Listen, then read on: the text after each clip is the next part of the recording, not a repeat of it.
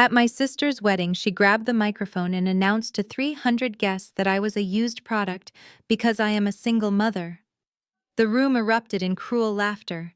My own mother clinked her glass and shouted that I was lucky to even be invited. I was about to walk out when the groom stood up. He did not look at his bride, he looked at me.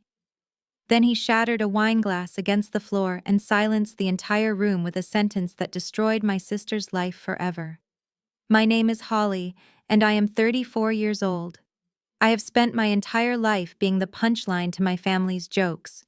But last Saturday at the Ritz-Carlton in Chicago, the joke was finally on them. Before I tell you how my sister's dream wedding turned into a nightmare she can never wake up from, please hit the like button and subscribe. Let me know in the comments if you have ever been humiliated by the people who are supposed to love you. The crystal chandeliers of the grand ballroom at the Ritz-Carlton were blindingly bright, but not as bright as the diamond tiara perched on my sister Courtney's head. At 28 years old, Courtney was the golden child, the princess, the one who could do no wrong. I sat at table 9, the table furthest from the bridal party, squeezed between a distant cousin and the bathroom door. This was typical. Even at her wedding, Courtney made sure I knew my place. The reception was in full swing. Waiters in white gloves circulated with trays of filet mignon and lobster tails. Champagne flowed like water. I checked my watch, hoping to sneak out early to relieve the babysitter who was watching my 7-year-old son, Leo. Just as I gathered my purse, the room went silent. The heavy bass of the DJ set cut out. Courtney stood at the head table swaying slightly. Her face was flushed and she held a glass of Dom Perignon in one hand and a microphone in the other. She was clearly intoxicated. "Attention, everyone!" Courtney slurred her voice, booming through the expensive speakers. She giggled as she leaned into her new husband, Dante. Dante looked uncomfortable, his jaw tight, but Courtney did not notice. She never noticed other people's feelings. "I want to make a special toast," Courtney continued, her eyes scanning the room until they locked onto me. I froze. A knot of dread tightened in my stomach. "To my big sister, Holly." "Stand up, Holly." I did not move. The spotlight swung across the room, blinding me.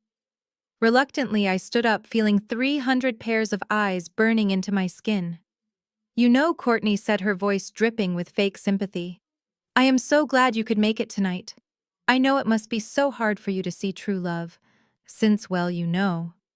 She paused for dramatic effect. The room was dead silent. Since nobody wants a single mom with baggage. A few guests gasped, but most of her friends started giggling. Courtney smirked, emboldened by the reaction. "I mean, look at her. She is a cautionary tale, everyone. This is why you do not get pregnant in college and ruin your life. I invited her today out of charity. Honestly, she is like a used product that got returned to the store, damaged goods. But hey, at least the food is free, right? Holly?" The laughter grew louder. It was not just her friends now. It was my aunts, my uncles, people I had known my whole life. They were laughing at my pain. They were laughing at my son.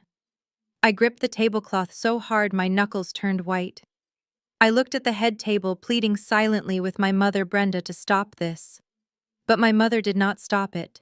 She raised her glass high in the air and shouted over the laughter. "That is right. We are saints for putting up with her." I felt like all the oxygen had been sucked out of the room. Humiliation burned my cheeks. I was not a person to them. I was a prop. I was the dirt they stepped on to feel taller. I turned to grab my coat, ready to run, ready to never look back. But then a chair scraped loudly against the floor. Dante stood up. He snatched the microphone from Courtney's hand with such force that it made a screeching feedback noise. The laughter died instantly. He did not look at the guests. He did not look at his bride. He walked off the stage and walked straight toward me. Courtney giggled into the microphone, the sound echoing through the stunned silence of the ballroom. I waited for my mother Brenda to intervene. Surely there was a line. Surely calling your eldest daughter a failure in front of the entire Chicago social elite was that line.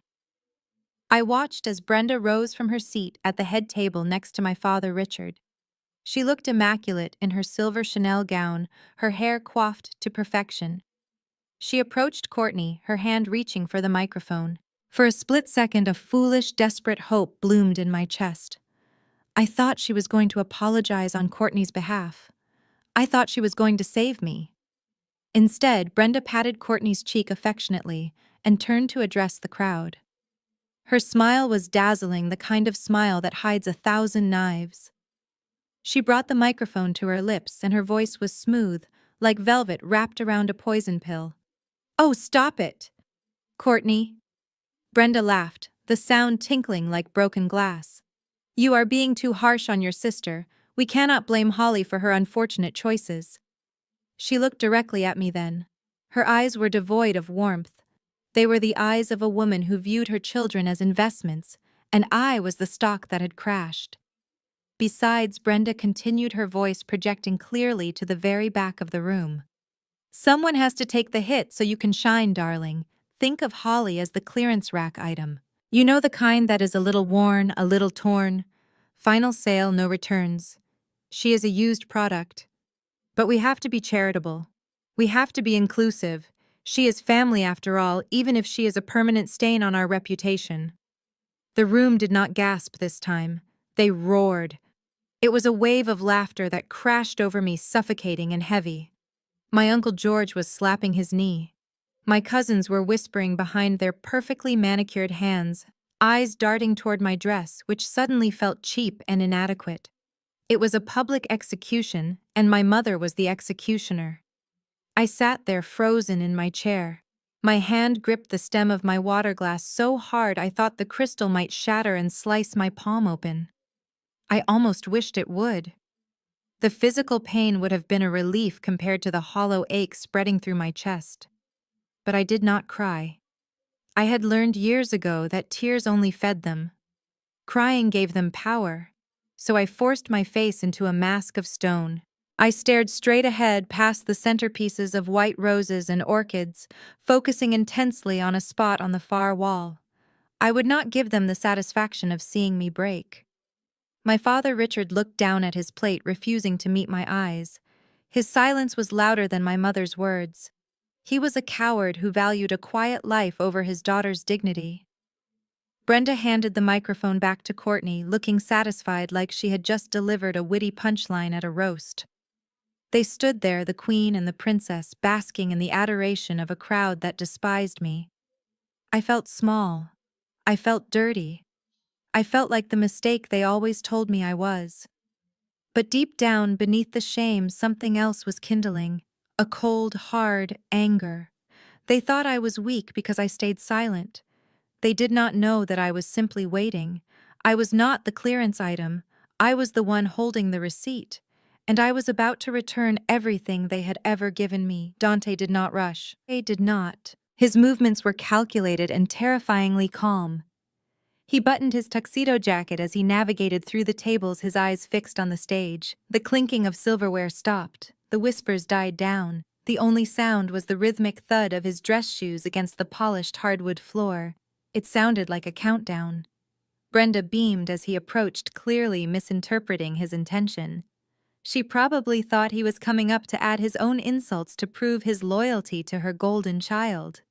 She held the microphone out to him, her smile wide and predatory. "Here comes the groom," she chirped, expecting him to play along. But Dante did not smile back. He did not even look at her. He reached out and ripped the microphone from her hand with such unnecessary force that a high-pitched screech of audio feedback pierced the air. Guests covered their ears. The sound was violent, abrupt, and it shattered the smug atmosphere my family had created. Brenda recoiled, clutching her wrist, her smile faltering for the first time. Dante turned his back on her. He faced the room.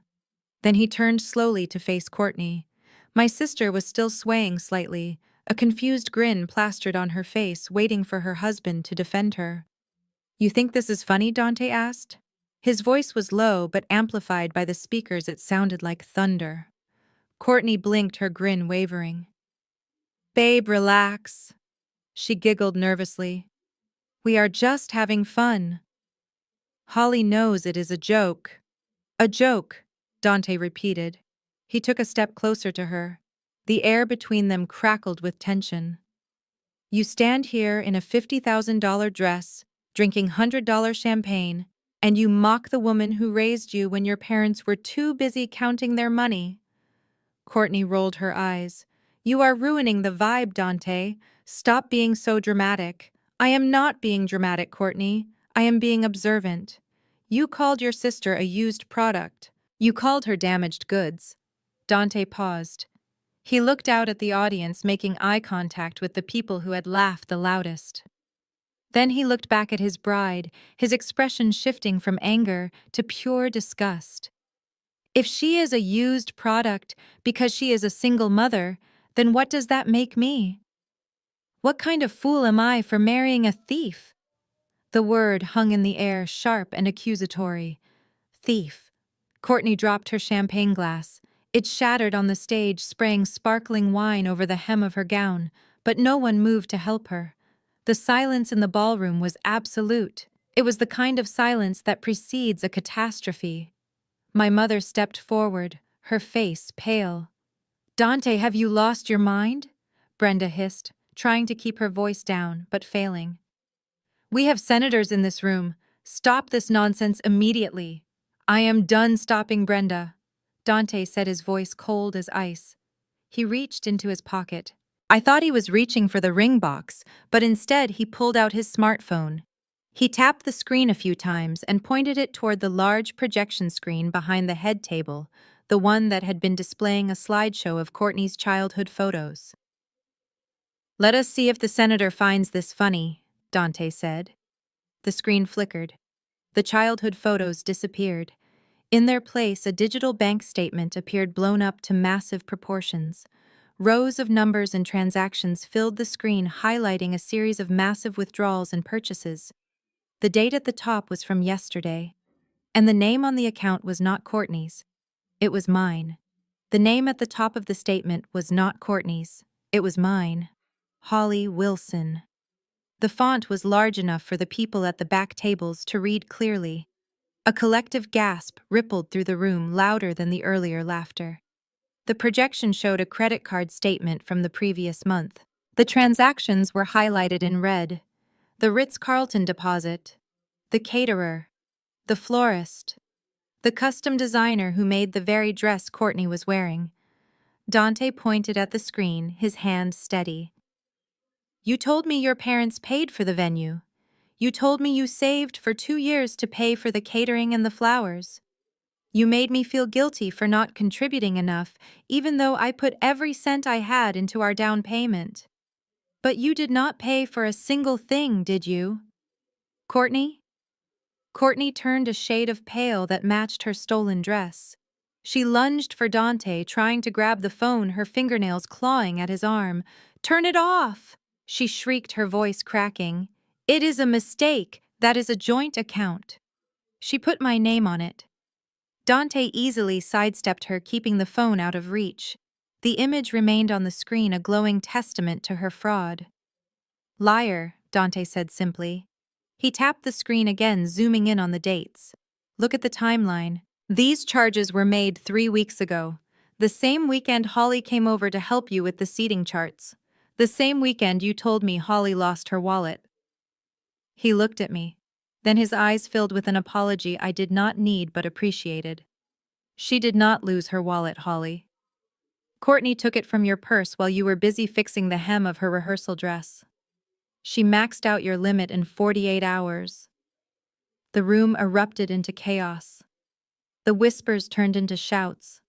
I saw my aunt clutch her chest. The elite socialites of Chicago were witnessing a crime, not a celebration. I sat there stunned. I had reported the card missing, but I had assumed it was simple identity theft from a stranger. I never imagined my own sister, the one I had tutored in math, the one I had protected from bullies, would steal $50,000 from me and then mock me for being poor at her wedding. Brenda rushed forward, placing herself between Dante and the audience, waving her hands frantically, as if she could physically block the projection. This is a misunderstanding, Brenda yelled, her composure completely gone. Holly gave it to her. It was a gift. Holly, tell them it was a gift. She looked at me, her eyes bulging with desperation. She was commanding me to lie. She wanted me to take the fall to absorb the financial ruin so her golden child could remain tarnished. For 34 years I would have done it. I would have nodded and swallowed the injustice to keep the peace. But not tonight. I stood up slowly. I smoothed the front of my dress. I looked my mother in the eye across the expanse of white linen and shattered glass, and I shook my head. No, I said clearly, my voice carrying through the sudden silence. I did not give it to her. That is my money, and I want it back. Dante looked at me, acknowledging my declaration with a solemn nod. He did not need a judge or a jury to tell him the truth. He had lived with Courtney long enough to know the difference between her performances and my reality. He turned back to his bride, who was now weeping, her mascara running down her cheeks in dark, inky rivers. It was a good performance, one that usually worked on our father, but Dante remained unmoved. He looked at her with an expression that was worse than hatred. It was indifference. Please, Dante. Courtney sobbed, reaching out to grab the lapels of his jacket. I can fix this. I will pay her back. Daddy will pay her back. Do not do this in front of everyone. Dante stepped back, letting her hands grasp at empty air. He raised his left hand. With slow, deliberate movements, he twisted the platinum wedding band off his finger. It had only been on his hand for 3 hours, but he removed it like he was shedding a shackle. He held the ring up so the light from the chandeliers caught the metal.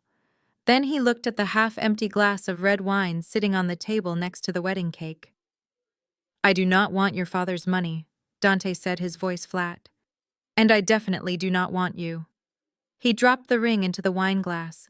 It hit the liquid with a solid clink, sending a splash of dark crimson wine flying upward. The red liquid landed on the bodice of Courtney's pristine white Vera Wang gown, blooming outward like a fresh gunshot wound. Courtney looked down at the stain, her mouth opening in a silent scream of horror. The wedding is off, Dante announced. He did not shout. He did not have to. The finality in his tone was absolute. He turned on his heel and walked off the stage. He did not look back as Courtney finally found her voice and let out a piercing shriek that sounded more like the tantrums of a toddler than the heartbreak of a woman. Dante walked straight to my table. The guests parted for him like the Red Sea, too shocked to speak, too terrified to be in his way. He stopped in front of me and extended his hand. Let us get you out of here, Holly, he said gently. You do not belong in this zoo. I hesitated for only a second before taking his hand. His grip was warm and steady. As he pulled me to my feet, chaos erupted behind us. My heart. My heart. Brenda screamed. I glanced back to see my mother clutching her chest and collapsing into my father's arms. It was a move I had seen a dozen times before whenever she was losing control of a narrative. She slid to the floor, making sure her dress fan out perfectly around her. Someone shouted for a doctor. My father looked panicked, but I saw one of my mother's eyes crack open just a sliver to check if Dante was watching. He was not. He was guiding me toward the exit, his hand firm on my back. We walked past the gaping stares of my high school bullies, past the judgment of my extended family, and past the ruin of my sister's vanity. As the heavy double doors of the ballroom swung shut behind us, muting the sounds of Courtney's screaming and Brenda's fake medical emergency, I took my first deep breath in years. The air in the hallway was cool and quiet. For the first time in my life, I was not the one left behind to clean up the mess. I was the one walking away from it. The valet pulled my silver sedan up to the curb, looking nervous as he handed me the keys. He could likely hear the commotion spilling out from the hotel lobby behind us. The cool Chicago night air should have felt refreshing, but the adrenaline pumping through my veins made my skin prickle with heat. Dante opened the passenger door for me, his movements urgent. Get in, he said, glancing over his shoulder. But before I could slide into the seat, a white blur launched itself from the hotel entrance. It was Courtney. She was running barefoot across the asphalt, her ruined wedding dress dragging through oil stains and dirt. In her hand, she clutched one of her crystal-encrusted Jimmy Choo heels like a weapon. She did not look like a bride anymore. She looked like a banshee. "You witch!" Courtney screamed, her voice raw and terrifying. She lunged at me, not with her hands but with the shoe. She swung it with all her strength. The sharp stiletto heel slammed into the passenger side window of my car.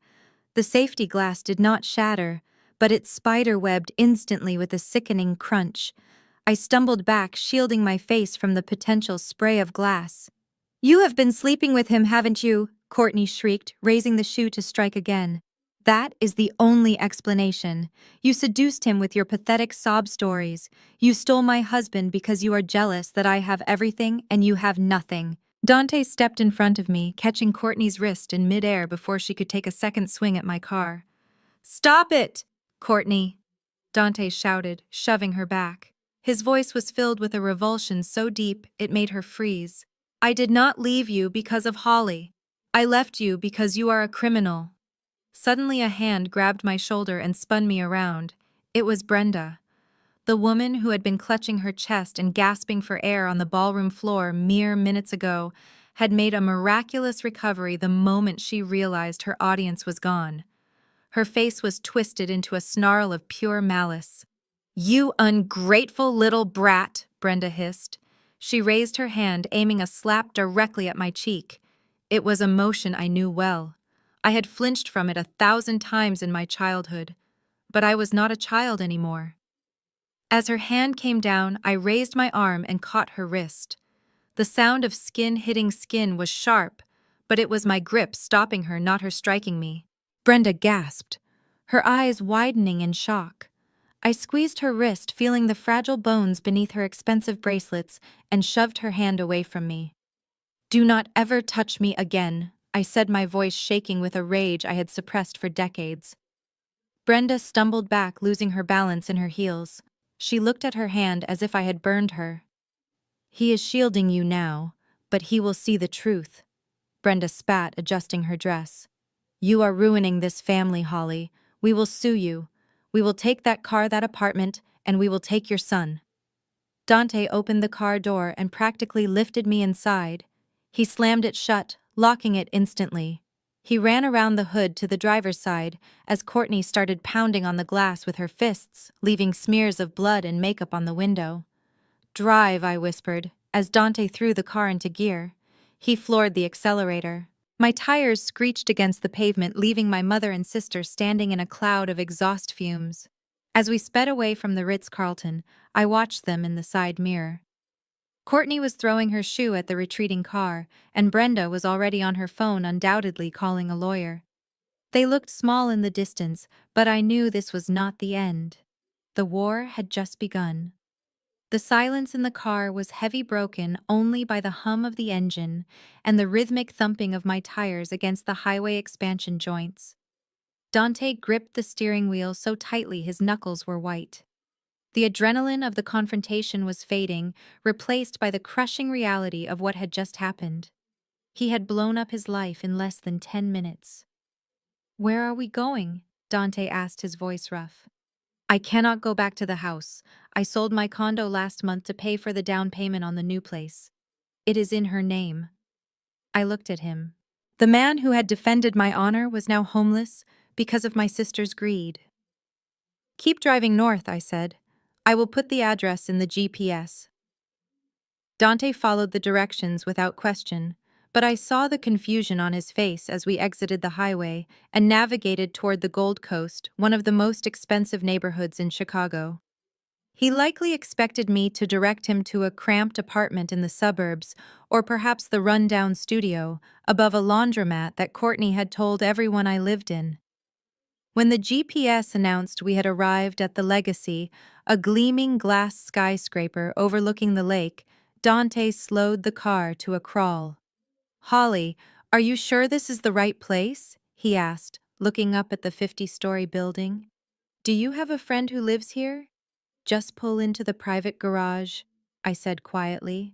The valet recognized my car immediately despite the spider-webbed window. He rushed over, his eyes widening at the damage. "Ms. Wilson, are you all right?" he asked, opening my door. "Should I call the police?" "I am fine, Henry. Please just park it. I will deal with the window in the morning." Dante followed me into the lobby, his steps hesitant. The concierge greeted me by name, handing me a package that had arrived earlier. I led Dante to the private elevator bank at the back of the lobby. I scanned my retina at the security panel, and the doors slid open. Dante watched the numbers climb higher and higher until they stopped at the very top. Penthouse. The doors opened directly into my living room. As the lights automatically dimmed up, Dante stopped dead in his tracks. He was standing in a 4,000-square-foot sanctuary of modern luxury. Floor-to-ceiling windows offered a panoramic view of the Chicago skyline and the dark expanse of Lake Michigan. The furniture was Italian leather, sleek and minimalist, but it was the art that caught his attention. He walked slowly toward a large canvas hanging above the fireplace. It was an original Basquiat, chaotic and vibrant. "Courtney told me you were struggling," Dante whispered, turning to look at me. "She told me you borrowed money from your parents for rent. She said you were a receptionist at a dental office." I walked over to the wet bar and poured 2 glasses of scotch. I handed one to him. "My family sees what they want to see, Dante. They see a single mother who made a mistake in college. They never bothered to ask what I actually do." Dante looked around the room, taking in the grand piano in the corner and the custom architectural details. This was not the home of a receptionist. This was the home of someone with serious power. "Who are you, Holly?" he asked, taking the glass from my hand. "I am the person who is going to help you destroy them," I replied. "Drink up. We have a lot of work to do." Dante took a long swallow of the amber liquid, the burn of the scotch grounding him in the surreal luxury of my living room. He walked toward the floor-to-ceiling windows, looking out at the city lights that stretched endlessly below us. But his attention soon drifted from the view to the massive oak desk positioned in the corner of the room. It was my command center, covered in 3 monitors that were currently glowing with complex data streams. I walked over to the desk and tapped the spacebar, waking the screens fully. The monitors flooded the dim room with blue light, displaying a spiderweb of financial models, market projections, and acquisition targets. Dante stepped closer, his brow furrowing as he squinted at the center screen. "This looks like a Series B funding strategy," Dante said, his voice tinged with confusion. He leaned in, tracing a line on the graph with his finger. "And this algorithm. I recognize this structure. This is the same risk assessment model that saved my tech startup from bankruptcy last year." He froze. He turned his head slowly to look at me, his eyes wide with a dawning realization that was shaking his entire understanding of who I was. "I did not hire a firm for that," Dante whispered. "I received an anonymous email from a consultant who went by the initials HW. They gave me the roadmap to restructure my debt and pivot the software. They refused payment, asking only for a small equity stake in a blind trust." I took a sip of my drink and leaned against the edge of the desk, crossing my ankles. "You were drowning, Dante. Your product was brilliant, but your operational costs were bleeding you dry." I could not watch good potential go to waste, even if the CEO was dating my nightmare of a sister. Dante looked back at the screen, then at me. "H.W. Holly Wilson. You are the angel investor. You are the ghost of Chicago." That was the nickname the industry had given me. The invisible hand that moved markets and saved dying companies, all while I played the role of the struggling single mother at Thanksgiving dinners. "Why," Dante asked, his voice barely audible, "why let them treat you like dirt when you could buy and sell them 10 times over? Because the moment they know I have money, I become a bank." I said, my voice hardening.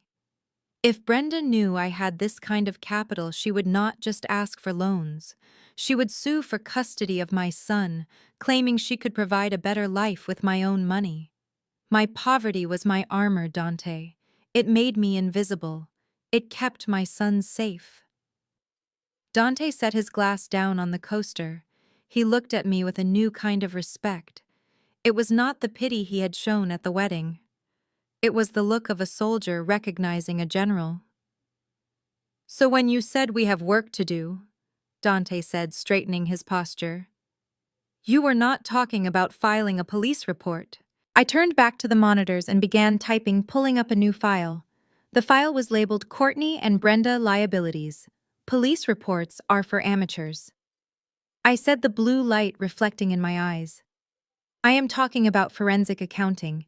I am talking about exposing every dirty dime they have hidden, every tax law they have broken, and every lie they have told. They wanted to ruin us financially. Fine, let us see how they like it when the professionals enter the game. The sun had barely risen over Lake Michigan when the digital assault began. I woke up to the sound of Dante pacing the hardwood floor of my living room. He was still wearing his tuxedo shirt from the night before, unbuttoned and wrinkled. He held his phone like it was a grenade that had just had the pin pulled. "Do not look at social media," Dante warned, his voice tight. But of course that is exactly what I did. My phone was vibrating so hard it was sliding across the marble countertop. I picked it up and saw thousands of notifications. Instagram, Twitter, TikTok. They were all exploding. And at the center of the blast was Courtney. She was live streaming. I tapped the screen. Courtney sat on the floor of her childhood bedroom, wearing an oversized gray t-shirt that made her look small and fragile. Her hair was messy and her face was scrubbed clean of makeup, leaving her looking pale and ghostly. It was a carefully curated image of devastation. She sniffled loudly, wiping her nose with the back of her hand. "I did not want to do this, guys," Courtney whispered to the camera. The viewer count in the corner was ticking up rapidly. 50,000, 100,000. But I cannot let them destroy my reputation. You saw what happened at the wedding. You saw how cruel they were. She paused to let a fresh tear roll down her cheek. It was a masterclass in manipulation. The credit card thing was a lie, she sobbed. A setup. Holly planted those statements. "She has been jealous of me since we were kids, but I never thought she would go this low. I never thought she would seduce my fiancé." I gasped. Dante stopped pacing and stared at the screen over my shoulder. "That is right," Courtney continued, her voice gaining strength from the outpouring of sympathy in the comments section. "Holly and Dante have been seeing each other behind my back for months. That is why he humiliated me. That is why they left together. They planned it. They wanted to break me so they could be together without guilt. They framed me to cover up their dirty affair." The comments were flying by so fast they were a blur. "Team Courtney, your sister is trash. The groom is a monster. I hope they rot." Her 500,000 followers, half of which I knew she had purchased from a bot farm in Russia, were acting as an amplifier, pushing the video onto the explore pages of millions of real people. The narrative was set. We were the villains.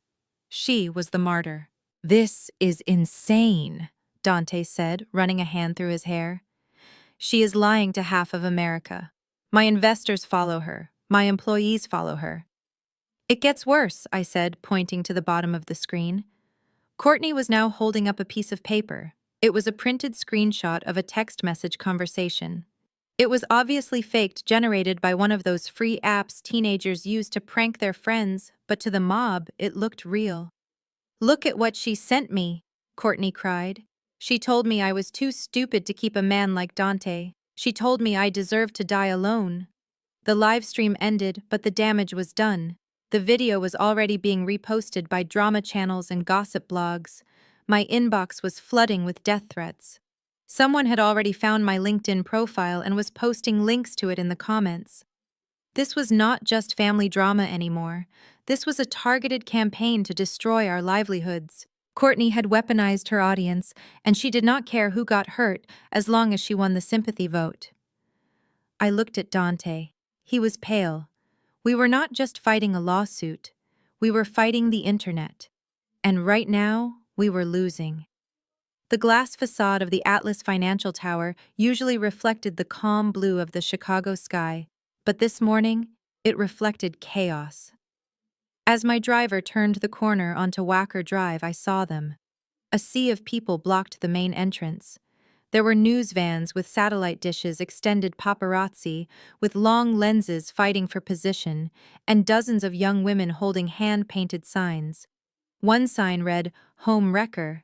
Another read, "Justice for Courtney." My sister had mobilized an army of strangers who believed her tears were real, and now they were at my workplace ready to tear me apart. My phone rang. It was the head of security. "Ms. Wilson, do not get out of the car," he said, his voice urgent. "The front entrance is compromised. We have a situation." I looked through the tinted window. A reporter banged on the glass of a car ahead of us, thinking it was me. This was humiliating. I was a senior partner at one of the most prestigious venture capital firms in the country, managing billions of dollars in assets, yet I was being hunted like a reality TV star caught in a scandal. "Take me to the loading dock," I told my driver. 10 minutes later, I was riding the freight elevator up to the 45th floor. I stood between crates of office supplies and a cart of cleaning chemicals, smoothing my blazer and checking my reflection in the metal wall. I refused to look rattled. When the doors opened, I walked straight to the executive suite. The office was quiet, but the tension was palpable. The junior analysts stopped typing as I walked by. They had seen the live stream. They were whispering. I pushed open the door to the corner office. Jonathan, the managing partner, and the only person in the building who knew the full extent of my background, was standing by the window, looking down at the mob. He turned as I entered. He did not look angry. He looked worried. "Holly, we have a problem," Jonathan said, without preamble. "I know," I replied, placing my bag on the conference table. "I am handling it. My lawyers are drafting a cease and desist. It is not just the lawyers, Holly." Jonathan sighed and walked over to his desk. He picked up a stack of call logs. "The phone has been ringing off the hook for an hour. It is the investors, the pension fund managers, the board of the tech giant deal we are trying to close. They are seeing these headlines about fraud, theft, and adultery. They are nervous. They are nervous because of a lie," I said, feeling a spike of frustration. "You know none of it is true. You know I am the one with the capital, not the thief." "I know that," Jonathan said gently. "But the market does not care about truth. It cares about perception. And right now the perception is that one of our key decision-makers is embroiled in a messy, low-class legal battle involving embezzlement. If this deal falls through because of your family drama, the firm loses $50 million in fees." I felt the weight of his words. This was the trap Courtney had set, even if she was too stupid to realize it. By dragging me into the mud, she was threatening the one thing I had built for myself. My career. "I need you to fix this," Jonathan said, his eyes hard. "I cannot have a liability on the team. If this is not resolved by the end of the week, I will have to ask you to step down. Temporarily, of course. But we both know what that means." I nodded slowly. "Understood," I said. I walked out of his office with a cold fire burning in my chest. Courtney wanted a war. She thought she could use public opinion to crush me. But she forgot one thing. Public opinion is fickle. And while she was playing for likes on Instagram, I was playing for keeps. I walked to my desk and picked up the phone. It was time to call in the favors I had been saving for a rainy day. And it was pouring. The phone calls started coming in like artillery fire, each one blasting another hole in the company Dante had spent 5 years building. I sat across from him at my dining table, watching a man who had stood tall against a room full of socialites crumble under the weight of corporate cowardice. He had the speakerphone on, and the voice of his lead investor, a man who had been at our family barbecues, filled the room. "Look, Dante, I like you," the investor said, his tone clipped and professional. "But we have a morals clause in our contract. This livestream is a disaster. We are seeing hashtags calling for a boycott of your software. We cannot have our capital associated with a CEO who cheats on his pregnant wife." "She is not pregnant," Dante shouted at the phone, his composure finally cracking. "And she is not my wife, We never signed the papers. She is lying about everything. It does not matter if it is true, the investor replied coldly. It matters that it is trending. We are pulling the term sheet for the Series B funding. Good luck, Dante. The line went dead. Dante dropped his head into his hands. On the monitor behind him, a real-time graph showed the valuation of his company free-falling. In the span of 4 hours, the court of public opinion had stripped away millions of dollars in potential value. Employees were emailing resignations. Vendors were canceling contracts. It was a total demolition of his livelihood. I am finished, Dante whispered, staring at the black screen of his phone. I have just lost the funding I needed to pay payroll next week. Courtney actually did it. She destroyed me. His phone buzzed again. A single text message notification lit up the screen. Dante reached for it slowly, expecting another cancellation or another death threat. But as he read the message, his expression shifted from despair to cold, hard shock. He slid the phone across the marble table toward me. "Read it," he said. The message was from Courtney. It was not a plea for forgiveness. It was a ransom note. "I can make this all go away, baby. Just come back home. Apologize to me publicly. Admit you were wrong. And transfer 50% of your company shares to my name as a sign of good faith. Do that, and I will go live tomorrow and tell everyone I overreacted. I will clear your name. But if you do not, I will make sure you never work in this town again. Love you." I read the text twice. A slow smile spread across my face. Courtney was greedy, but her greed made her careless. She had just sent a written demand for equity in exchange for silence. In the eyes of the law, that was not a negotiation. That was extortion. Dante looked at me, confused by my reaction. "Why are you smiling?" he asked. "She wants half my company." I picked up my own phone and took a photo of the screen. "She just handed us the gun, Dante," I said, standing up and walking over to my whiteboard. "She thinks she is playing a game of emotional chicken. She does not realize she just committed a felony. Extortion, coercion, wire fraud." I picked up a red marker and circled the word liability on my chart. "Do not reply," I ordered. "Let her think she has won. Let her think you are scared. Because while she is waiting for you to crawl back, we are going to use this text to bury her. She wants 50% of your company. By the time I am done with her, she will be lucky if she owns the shoes on her feet." The knock on the penthouse door was heavy and authoritative. It was not the frantic pounding of a reporter, nor the polite chime of a delivery service. I checked the security monitor. A man in an ill-fitting brown suit stood in the hallway clutching a thick manila envelope. I knew exactly what he was before I even pressed the intercom button. He was a process server. I buzzed him in. Dante stood by the kitchen island, his face pale. He had just finished reading Courtney's extortion text, and now the second shoe was dropping. When the man stepped out of the elevator, he did not offer a greeting. He simply verified our names. "Dante Williams," he asked, looking at my brother-in-law, "and Holly Wilson." We nodded. He thrust 2 heavy packets of documents into our hands. "You have been served," he muttered, turning on his heel and retreating into the elevator before the doors had even fully closed. Dante tore open the seal on his envelope with trembling hands. The paper rattled in the quiet apartment. As he read the cover sheet, his knees seemed to give way, and he sank onto one of the leather bar stools. "She did it," Dante whispered, his voice hollow. "She actually filed it. Breach of promise to marry. She is suing me for $1 million. I walked over and looked at the document over his shoulder. It was a relic of a lawsuit based on antiquated statutes that most states had abolished, but Courtney's lawyers had found a loophole. The complaint alleged that Dante had defrauded her of her prime childbearing years and caused irreparable reputational harm by ending the engagement publicly. It was a nuisance suit designed to bankrupt him with legal fees before it ever reached a courtroom. I opened my own packet. The charges against me were even more aggressive: invasion of privacy, defamation of character, intentional infliction of emotional distress. Courtney was claiming that I had hacked her private banking information and doctored the images shown at the wedding to frame her. She was demanding $500,000 in punitive damages and a court-ordered public apology. Dante looked up at me, panic rising in his eyes.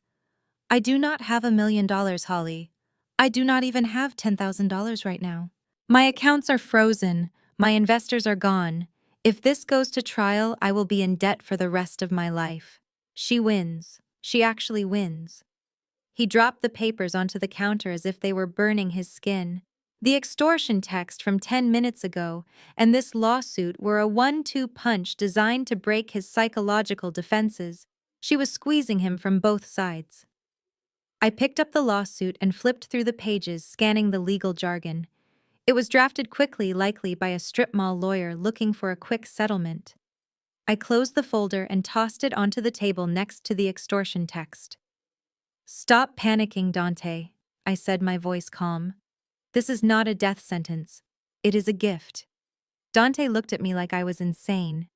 "A gift? She is suing us for everything we have." "She just made a fatal tactical error," I explained, walking over to my safe. "By filing a civil suit, she has opened herself up to the discovery process. To prove her damages, she has to submit her financial records to the court. She has to sit for a deposition under oath. She just invited us to legally tear apart her entire life." I pulled a thick binder from the safe and handed it to Dante. "Put your shoes on," I said. "We are not going to wait for a court date. We are going to see the meanest lawyer in Chicago, and we are going to introduce Courtney to the consequences of her actions." The conference room of Henderson and Associates smelled of stale coffee and cheap cologne. It was a fitting setting for the circus act my family was performing.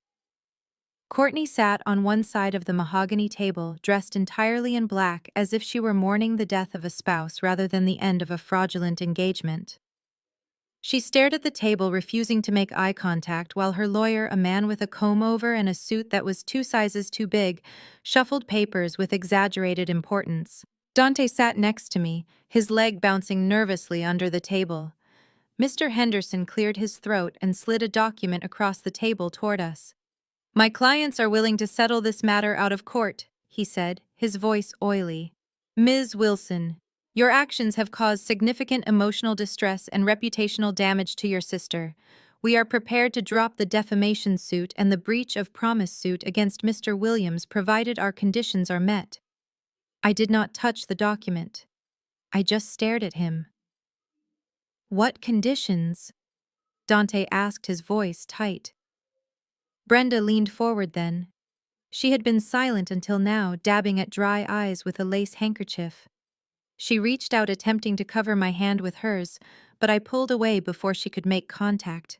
She looked at me with a pitiful, wobbling expression that I knew she had practiced in the mirror. "Holly, darling, please," Brenda said, her voice trembling. "We just want to heal. Look at your sister. She cannot even leave the house. The press is hounding her. She is ruined. You have your fancy job in the city, you have that penthouse. You have so much and she has nothing left." She paused, waiting for the guilt to set in. When I remained impassive, she hardened her gaze slightly. "We know the penthouse is worth at least $2 million. Brenda continued, her tone shifting from pleading to demanding. "We want you to sell it. The proceeds will go to Courtney as compensation for the pain and suffering you caused. It is the only fair way to make this right. You owe her this, Holly. You stole her happiness. Now you need to pay for it." Dante made a noise of disbelief, ready to explode, but I silenced him with a sharp look. I looked at the settlement offer. They wanted me to liquidate my home, my sanctuary, to fund Courtney's lifestyle. They truly believed I was weak enough to do it. They thought that because I had spent my life seeking their approval, I would pay any price to get it back. I reached into my blazer pocket and tapped the screen of my phone, ensuring the voice memo app was still running. Every word they had just said, every extortionate demand was now recorded. This was not a settlement negotiation, it was blackmail. I stood up slowly. The leather chair squeaked in the silence. I placed my hands flat on the table and leaned in until my face was inches from my mother's. You do not want healing, Brenda. You want a payday. Brenda gasped, clutching her pearls. How dare you? I am trying to save this family. No, I said, my voice dropping to a whisper that was far scarier than a scream. You are trying to rob me. You think because I stayed quiet for 30 years that I am a doormat. You think you can bully me into submission like you did when I was a child. I picked up my purse and signaled for Dante to stand. But you forgot one thing, Mother. The only reason I stayed quiet was to protect you from the truth of who I really am. I was the one holding back. I was the one keeping the peace. I walked to the door, then turned back to look at the three of them. Courtney had finally looked up, her eyes wide with fear. She sensed the shift in the atmosphere. She realized, perhaps for the first time, that she was not the predator in the room. You wanted a war, I said coldly. But you have no idea who you are fighting. You are not asking for justice. You are waking the monster, and now she is hungry. I opened the door and walked out, leaving them in the stunned silence of their own greed. The settlement offer remained on the table, unsigned and irrelevant. The real negotiation was over. The execution was about to begin. The dismissal bell at St. Jude's Academy rang, releasing a flood of uniformed children into the autumn afternoon. My son Leo stood by the large oak tree near the pickup zone, exactly where I had taught him to wait. He adjusted his backpack, looking for the black sedan of his private driver. But instead of the driver, he saw a silver Mercedes screech to a halt in the loading zone, ignoring the crossing guard's whistle. Brenda stepped out. She was not wearing her usual mask of grandmotherly affection. Her hair was slightly disheveled from the meeting at the lawyer's office, and her movements were jerky and frantic. She scanned the crowd of children like a predator looking for prey, until her eyes locked on Leo. She marched across the grass, cutting through a group of parents chatting by the gate. Leo, she called out, waving her hand impatiently. Get in the car. We are going to get ice cream. Leo took a step back, hugging his backpack to his chest. He was a smart boy. He knew that his grandmother only visited on holidays, and she certainly never offered ice cream unless there was an audience to impress. Mom did not say you were picking me up, Leo said, his voice steady despite his confusion. She said, Mr. Henderson is picking me up. Brenda closed the distance between them, her fake smile dropping. Listen to me, Leo. Your mother is busy. She is in big trouble. I am doing her a favor. Now get in the car before you make a scene. She reached out and grabbed his upper arm, her fingers digging into the fabric of his blazer. It was not a gentle hold. It was a grip meant to control. Leo winced and tried to pull his arm away. Let go, Grandma, Leo said louder. You are hurting me. Heads turned. The parents standing nearby stopped their conversations. A teacher on duty started walking toward them. Brenda felt the eyes on her, and the pressure in her chest exploded. She was losing control of everything. Her daughter was suing her. Her son-in-law had abandoned them. And now even this 7-year-old child was defying her. Do not be a brat, Brenda hissed, yanking him harder. You are coming with me so we can fix the mess your mother made. Get in the damn car. I am not going with you, Leo shouted, stomping his foot. I want my mom, Brenda snapped. The veneer of the socialite cracked, revealing the ugly, bitter woman underneath. She released his arm with a shove that sent him stumbling backward onto the grass. Fine. Stay here, then, Brenda screamed, her voice echoing across the silent courtyard. You are just as useless as she is, you ungrateful little mistake. The teacher was running now, but Brenda did not care. She pointed a shaking finger at my son, her own flesh and blood. You think you are special? You are nothing. You are just a bastard child that ruined my life. You are a piece of trash, just like your father. The word hung in the air, ugly and cruel. Bastard. A hush fell over the schoolyard. Other children stared at Leo with wide eyes. Leo did not cry. He stood up, brushed the grass off his knees, and looked at his grandmother with a maturity that broke my heart when I watched the security footage later. He looked at her not with fear, but with pity. And that look enraged her more than anything else could have. Before Brenda could scream another insult at my son, a massive hand clamped down on her shoulder. It was not a teacher or a parent. It was a man standing 6'4", wearing a tailored charcoal suit that barely contained his muscular frame. This was Marcus, the head of the private security detail I had hired 2 years ago. I had never told my family about him. To them, I was a receptionist who could barely afford rent, let alone a former special ops bodyguard. But today, the charade was over. "Step away from the minor, ma'am," Marcus said. His voice was low, calm, and terrifyingly authoritative. Brenda tried to shrug him off, her face twisting with indignation. "Get your hands off me! I am his grandmother. I have rights. You are trespassing on private property, and I just witnessed you physically assault a child," Marcus replied, not moving an inch. "I strongly suggest you lower your voice before I am forced to restrain you until law enforcement arrives." Sirens wailed in the distance. The school administration had already made the call. My black sedan screeched to a halt behind the police cruisers. I did not bother to park properly. I abandoned the car in the middle of the street and sprinted toward the gate. I found Leo standing behind Marcus, his small face pale but determined. I dropped to my knees, checking him for injuries. "Did she hurt you?" I asked, my hands trembling as I touched his shoulders. "She pushed me, Mom," Leo said, pointing to the grass stains on his uniform knees. "She said I was a mistake." A white-hot rage blinded me for a second, but I forced it down. I stood up and turned to face my mother. 2 police officers were now trying to de-escalate the situation. The younger officer looked overwhelmed by Brenda, who was currently playing the victim, sobbing that her unstable daughter was keeping her from her grandchild.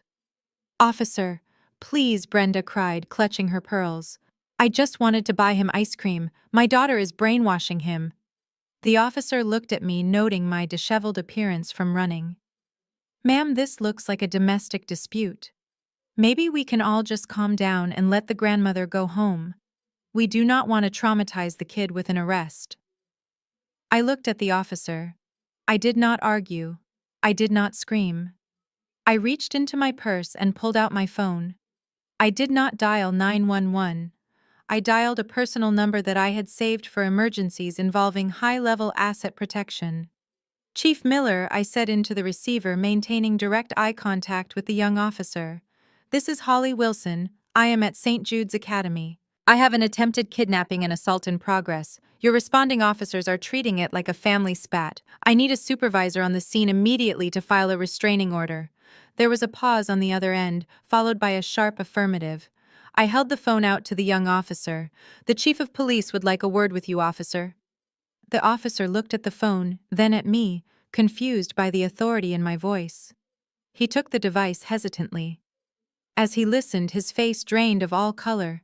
He straightened his posture, his eyes widening. "Yes, Chief." "Understood, sir."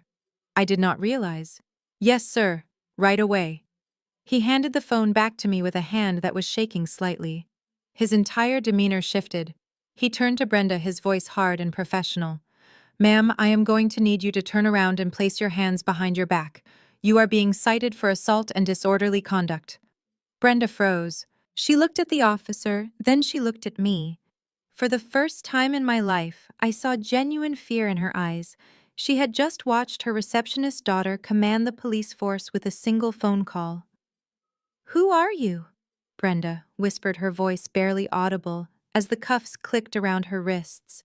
I picked up Leo and held him close. "I am the mother you never were," I said. "And you are never coming near my son again." While I was ensuring my son was safe from my mother, Dante was sitting in his corner office facing a different kind of violence. It was Friday morning, which meant it was payroll day. For a startup CEO, this is the most sacred obligation. His team of 40 developers and engineers had worked 80-hour weeks to get their beta launched. They had mortgages, student loans, and families. Dante sat at his desk, his finger hovering over the authorized transfer button on his banking portal. He took a deep breath and clicked the mouse. He expected to see the green confirmation checkmark. Instead, the screen flashed a harsh, angry red. Access denied. Account frozen pursuant to court order. Case number 49201. Dante stared at the screen, blinking rapidly. He clicked refresh. The same message appeared. Panic, cold and sharp, spiked in his chest. He grabbed his desk phone and dialed the number for his personal banker, a man he had known for 5 years. "I am sorry, Mr. Williams," the banker said, his voice clipped and professional. "We received an emergency injunction an hour ago from the legal team of Miss Courtney Wilson. She has filed a motion claiming that your company assets are actually marital property and that you are attempting to liquidate them to hide funds from the lawsuit." "Marital property," Dante shouted, standing up and knocking his chair over. "We never got married. The wedding never happened. She is lying to the judge. You cannot freeze my operating capital based on a lie." The banker sighed. "I see. It is a temporary restraining order, Dante. The judge granted it ex parte, meaning without a hearing, because they provided evidence that you were a flight risk. Until this is resolved in a hearing next week, every dime in your corporate and personal accounts is locked. There is nothing I can do." The line went dead. Dante dropped the receiver. Through the glass walls of his office, he could see his employees glancing at their phones. They were checking their banking apps. They were waiting for the direct deposit notification that usually arrived by noon. It was now 12:15. The murmurs started. Heads turned toward his office. His vice president of operations, a brilliant woman named Sarah, who had left Google to join his team, knocked on the door. She did not wait for an answer. She walked in, her face grave. "Dante," Sarah said quietly. "People are asking questions. The payroll provider just sent an automated email saying the transaction failed due to insufficient funds. Tell me this is a glitch." Dante looked at her. He wanted to lie. He wanted to say it was a banking error, but he respected his team too much for that. He walked out of his office and into the open floor plan. 40 pairs of eyes looked up at him. Some were worried, some were already angry. "I need everyone to listen," Dante said, his voice cracking. He cleared his throat and tried again. "We have hit a legal roadblock. My personal accounts and the company accounts have been frozen due to the litigation regarding my former engagement." A heavy silence fell over the room. "Does that mean we are not getting paid?" a junior developer asked from the back. "Not today," Dante admitted, feeling like he was swallowing glass. "I am doing everything I can to fix it. I am calling lawyers. I am calling investors. But right now, I cannot access the funds to pay you." The room erupted. People stood up, grabbing their bags. Someone threw a stress ball against the wall. "This is a joke," one engineer shouted. "I have rent due on Monday." "I know," Dante said, holding up his hands in surrender. "I am sorry." Sarah walked up to him, her expression unreadable. "Dante," she said so only he could hear. "If they do not get paid by Monday, half of them will walk. And if the code is not finished by Wednesday, the platform crashes. We are dead in the water." Dante watched his team file out of the office, their trust in him shattered. He stood alone in the empty room, the silence deafening. Courtney had not just embarrassed him, she had cut off his oxygen. He was the captain of a sinking ship, and he had absolutely no way to plug the hole. He pulled out his phone and dialed the only person left who might be able to help. He called me. Dante arrived at my penthouse 20 minutes after hanging up the phone. He looked like a man walking to the gallows. His tie was gone, his shirt was unbuttoned at the collar, and he had the hollow, haunted look of a CEO who knows he is about to fire his friends. He collapsed onto the sofa, staring blankly at the Chicago skyline. "I am done, Holly," he whispered. "I have to dissolve the company. Even if I fight the freeze, the reputation damage is fatal. No VC firm will touch me now." I walked over to the coffee table and placed a single crisp piece of paper in front of him. It was face down. "You are right," I said, pouring him a fresh glass of water. "No ordinary VC firm will touch you. They are scared of the optics. They are scared of Courtney." Dante looked at the paper, then up at me, confused. What is this? Turn it over, I commanded. He reached out his hand heavy with exhaustion and flipped the paper. It was a check. A cashier's check, drawn from a private equity holding account. He scanned the numbers. He blinked, rubbed his eyes, and scanned them again. $2 million, Dante choked out. Holly, what? Where did you get this? I cannot take your life savings. I cannot take a loan I might never be able to pay back. I laughed, a short, sharp sound. You think this is my savings? And you think this is a loan? I sat down in the armchair opposite him, crossing my legs. I do not lend money, Dante. I invest it. That check is for a 20% equity stake in your company. It is a Series B bridge round, and it comes with a condition. You have to accept a new board member. Dante shook his head, looking at the check like it was a hallucination. But who is the investor? You said you were a consultant. You said you were HW. I am, I said. But HW stands for more than just Holly Wilson. I reached for the remote and turned on the television mounted on the wall. I navigated to the Bloomberg channel. The ticker at the bottom was scrolling through market news. I paused it when the headline appeared, Atlas Ventures announces record quarter. You know Atlas Ventures, do you not, Dante? I asked. Of course, Dante said. They are the biggest firm in the Midwest. They control half the tech sector in Chicago. They are sharks. I am the senior managing partner of Atlas Ventures, I said. The silence that followed was absolute. Dante looked from the TV screen to me, putting the pieces together.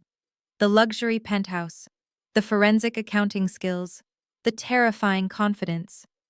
You run Atlas, he whispered. You are the shark. I leaned forward. Yes. And as of this moment, your company is now an Atlas portfolio asset. That means Courtney is not just suing her ex-fiancé anymore. She is attempting to devalue an asset owned by a multi-billion-dollar fund. She is not fighting a startup. She is fighting me. And I protect my investments. I pointed to the check. Deposit that into a new corporate account. My lawyers have already filed the paperwork to bypass the freeze-citing third-party investor rights. You are going to pay your employees on Monday, Dante.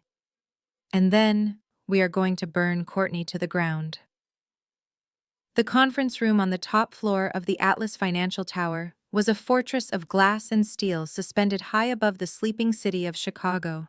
It was 2 a.m, but the lights were blazing. The air smelled of espresso and expensive leather.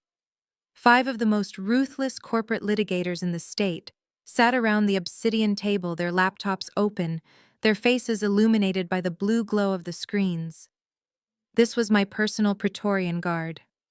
I paid them a retainer that cost more than my mother's house, and tonight they were earning every cent.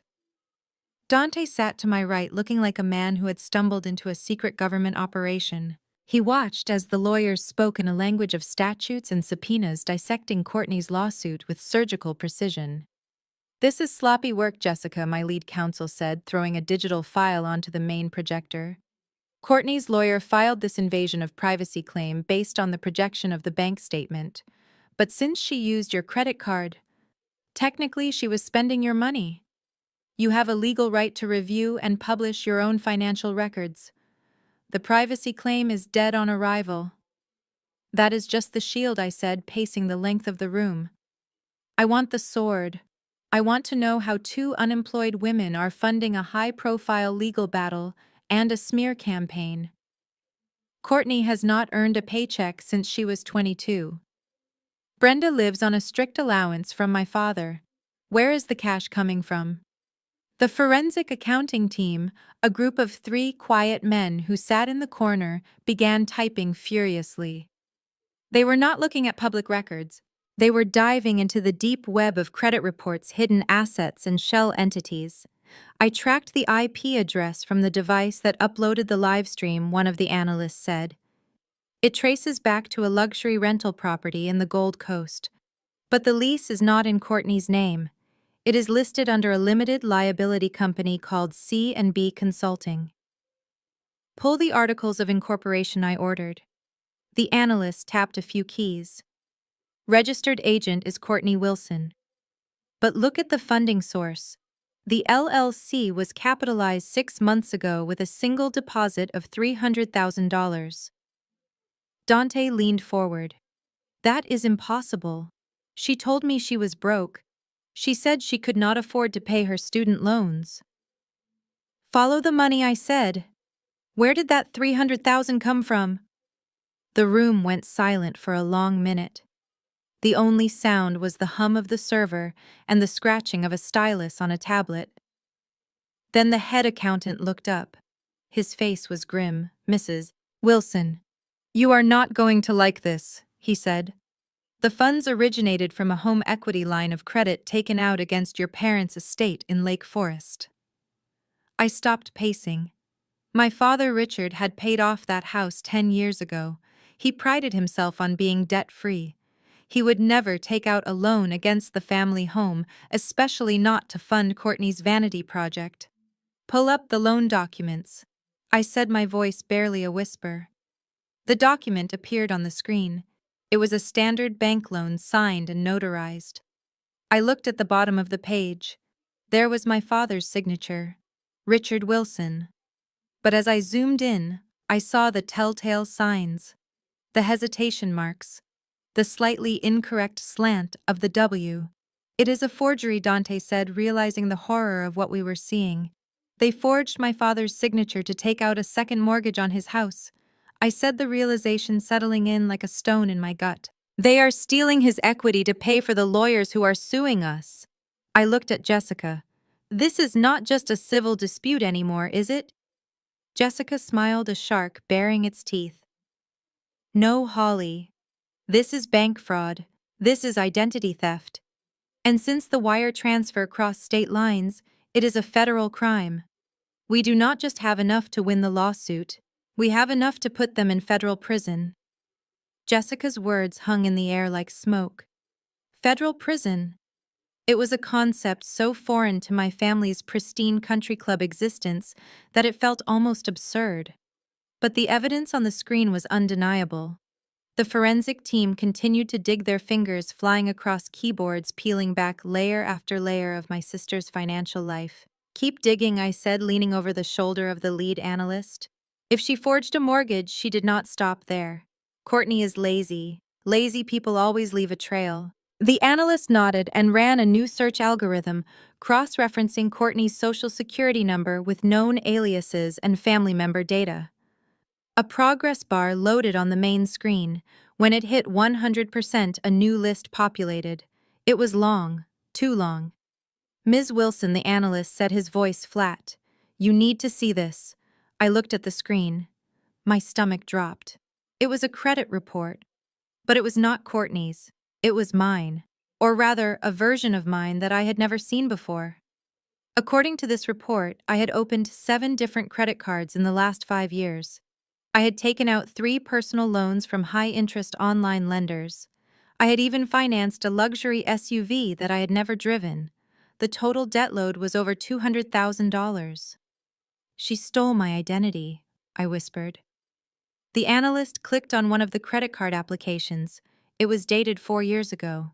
The address listed was my old apartment, but the phone number was Courtney's burner cell. The employment listed was my previous company. She had enough of my personal information to pass every security check. She has been living off you for half a decade, Dante said, reading the list of transactions. Look at this. Spa treatments, designer handbags, trips to Tulum. She funded her entire influencer lifestyle with debt taken out in your name. She was smart about it, the analyst noted. She made the minimum payments every month from that shell, LLC, to keep the accounts in good standing so you would not get alert calls from collections. But the debt is still there, and it is all legally tied to you. I felt a cold rage settle over me. For years, Courtney had mocked me for being frugal. She had laughed at my sensible car and my modest clothes. All the while, she was wearing clothes bought with my credit, driving a car financed by my credit score, and living a lie built on my financial grave.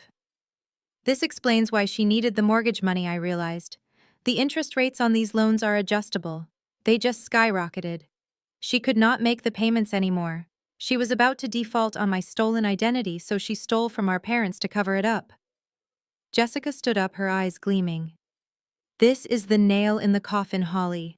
We do not just have bank fraud now, we have aggravated identity theft. We have a pattern of racketeering. She pointed to the screen. Print it all out, I ordered. Every statement, every forged signature, every IP address. Dante looked at me. What are we going to do with it? I picked up the stack of papers the printer had just spit out. It felt heavy in my hands, heavy with years of betrayal. We are going to give Courtney exactly what she asked for, I said. She wanted a settlement. I am going to give her a settlement she will never forget.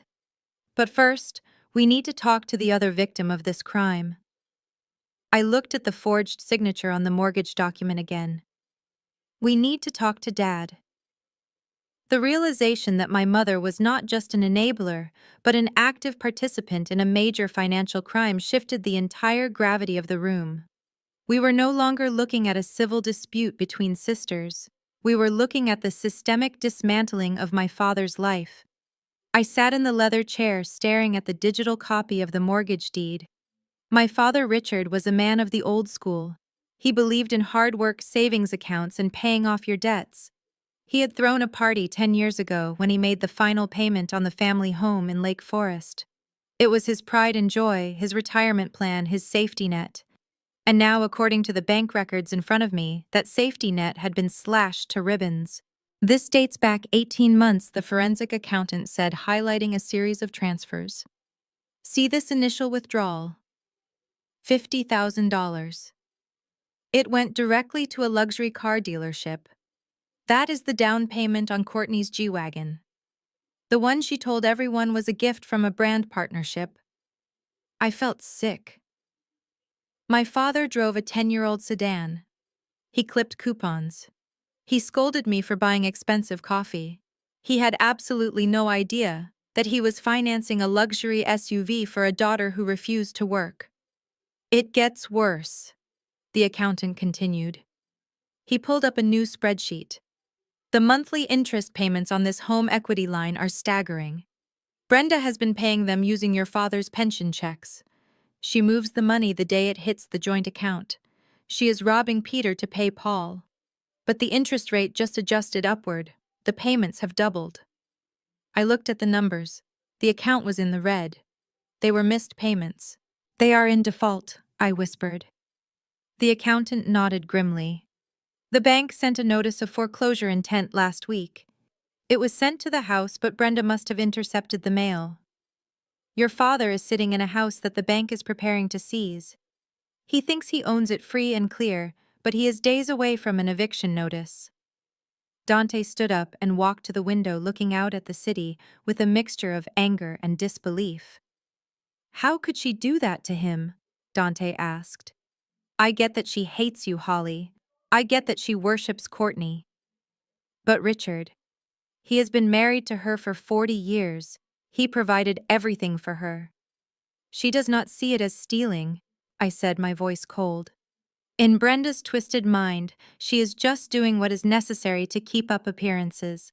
She would rather bankrupt her husband than admit that her golden child is a failure.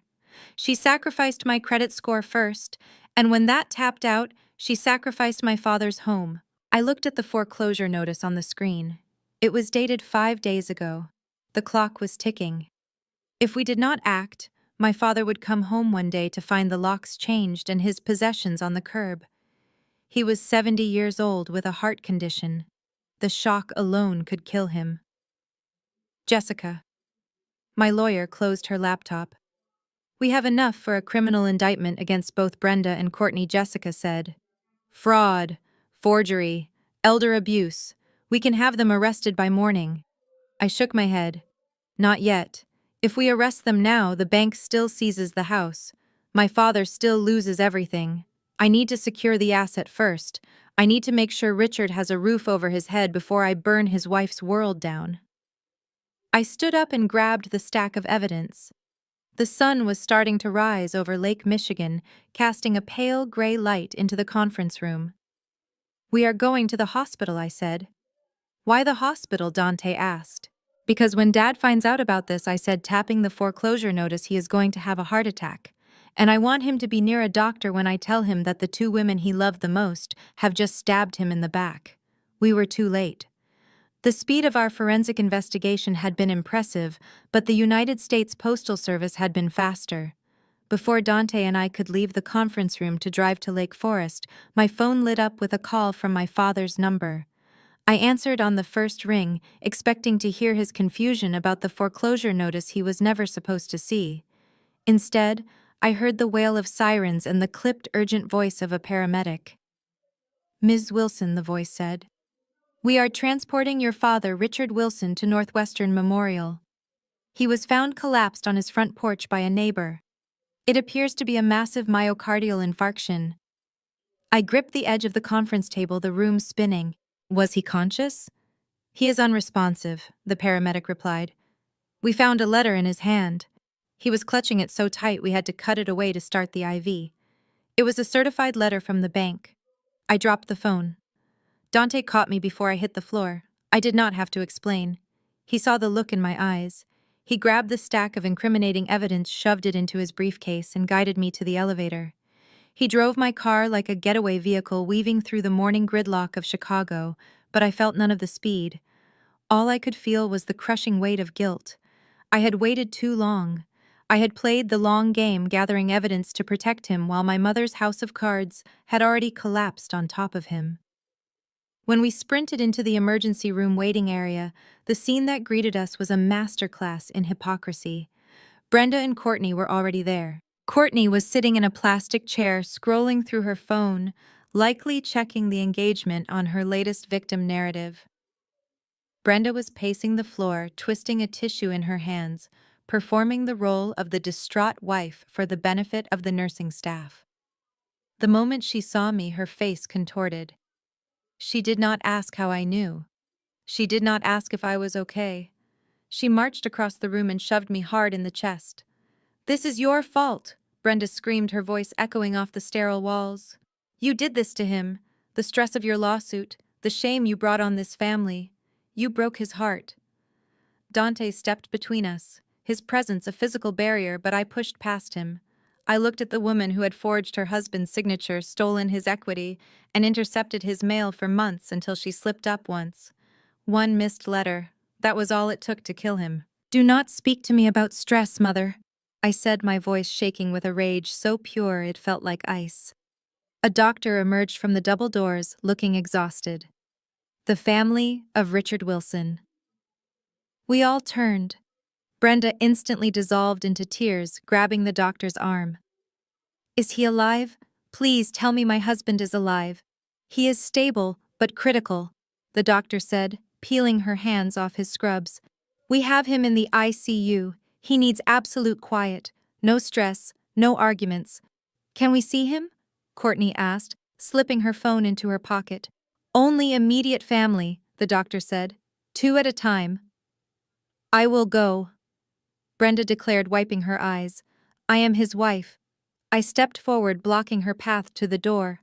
I looked down at her, channeling every ounce of the authority I wielded in the boardroom. "No," I said. "You are not going in there. Because if he wakes up and sees the face of the woman who stole his home, it will kill him. I am going in. And Dante is coming with me." The intensive care unit was a world of rhythmic beeping and hushed whispers, a stark contrast to the chaos of the emergency room waiting area. But inside Cubicle 4, the atmosphere was not peaceful. It was predatory. As Dante and I pushed through the heavy glass sliding door, the scene before us made my stomach turn. My father Richard lay in the narrow hospital bed, his skin the color of ash, a clear oxygen mask strapped to his face. He looked small, fragile, and utterly defeated. Standing over him was not a grieving wife, but a woman on a mission. Brenda was leaning over the bed rails, her face inches from his. In her right hand, she held a pen. In her left, she held a document pressed against the clipboard she had balanced on his heaving chest. She was trying to force his trembling fingers to grip the pen. "Just sign it, Richard." Brenda whispered, her voice urgent and harsh. You need to authorize the transfer. If you die, the state takes everything. Do it for Courtney. Do it for me. My father's eyes were wide and filled with confusion. He tried to pull his hand away, but he was too weak. The heart monitor began to beep faster, signaling his rising distress. I did not scream. I did not waste breath on a warning. I lunged across the small room. I grabbed the clipboard from my mother's hands with enough force to snap the plastic clip. Brenda shrieked, stumbling back against the crash cart. "What are you doing?" she hissed, her eyes wild. "Give that back. It is urgent legal paperwork." I looked at the document. It was a durable power of attorney, granting Brenda full control over his remaining pension fund and his life insurance policy. Even as he lay dying, she was trying to scrape the last few dollars from his name. I looked at her, and then I looked at the paper. With slow, deliberate movements, I tore the document in half. Then I tore it again. And again. I let the confetti of her greed rain down onto the linoleum floor. "He is not signing anything," I said, my voice low and dangerous. "You are killing him!" Brenda screamed, pointing a shaking finger at me. "He needs to secure our assets. We have bills, Holly. The mortgage." "There is no mortgage," I shouted back, finally losing my composure, "because you already stole the equity." The machine next to my father's bed began to alarm. His heart rate was spiking dangerously high. Dante stepped forward, placing a hand on my shoulder to steady me, while simultaneously blocking Brenda from getting near the bed again. "Get out," Dante said to Brenda. Brenda looked at the destroyed paper, then at her husband, who was now gasping for air behind the mask. She straightened her dress, regaining a sliver of her toxic dignity. "He is my husband," she spat. "Not for long," I replied. A team of nurses rushed in, alerted by the alarms. They looked from the torn paper to the distressed patient. "Everyone out," the charge nurse ordered. "We need to stabilize him." As we were ushered into the hallway, Brenda turned to me, her eyes filled with venom. "You think you have won, Holly? You have nothing. You are just a bitter, jealous little girl." I looked at the woman who had given birth to me, and I felt nothing but cold resolve. "I did not win yet, Mother, but I just saved him from you. And that is a good start." The automatic glass doors of the ICU slid shut, sealing my father inside with the doctors, and leaving the three of us standing in the sterile, fluorescent-lit hallway. The silence between us was heavy, broken only by the rhythmic hum of a vending machine down the corridor. Brenda was shaking. Her face was flushed, not with sorrow, but with the frantic energy of a cornered animal. She smoothed her skirt, trying to regain the composure of the matriarch she pretended to be, but her hands were trembling too violently. "You have no right," Brenda hissed, stepping into my personal space. "That was a legal document. You just destroyed your father's only chance to protect his estate." "Protect his estate!" I laughed, the sound harsh and devoid of humor. "You mean protect your slush fund? You were trying to steal the last thing he has left before the bank takes the house. Do you think I am stupid? Do you think I do not know about the foreclosure?" Brenda flinched. The mask slipped completely. She bared her teeth in a snarl that distorted her surgically enhanced features. "I did what I had to do." She screamed, her voice echoing off the tile floor. "Courtney needed help. She is delicate. She is not like you, Holly. You are hard. You are cold. You can survive anything because you are unfeeling trash. But Courtney needs to be taken care of." She poked a manicured finger into my chest. "I have spent my entire life cleaning up after you," Brenda spat.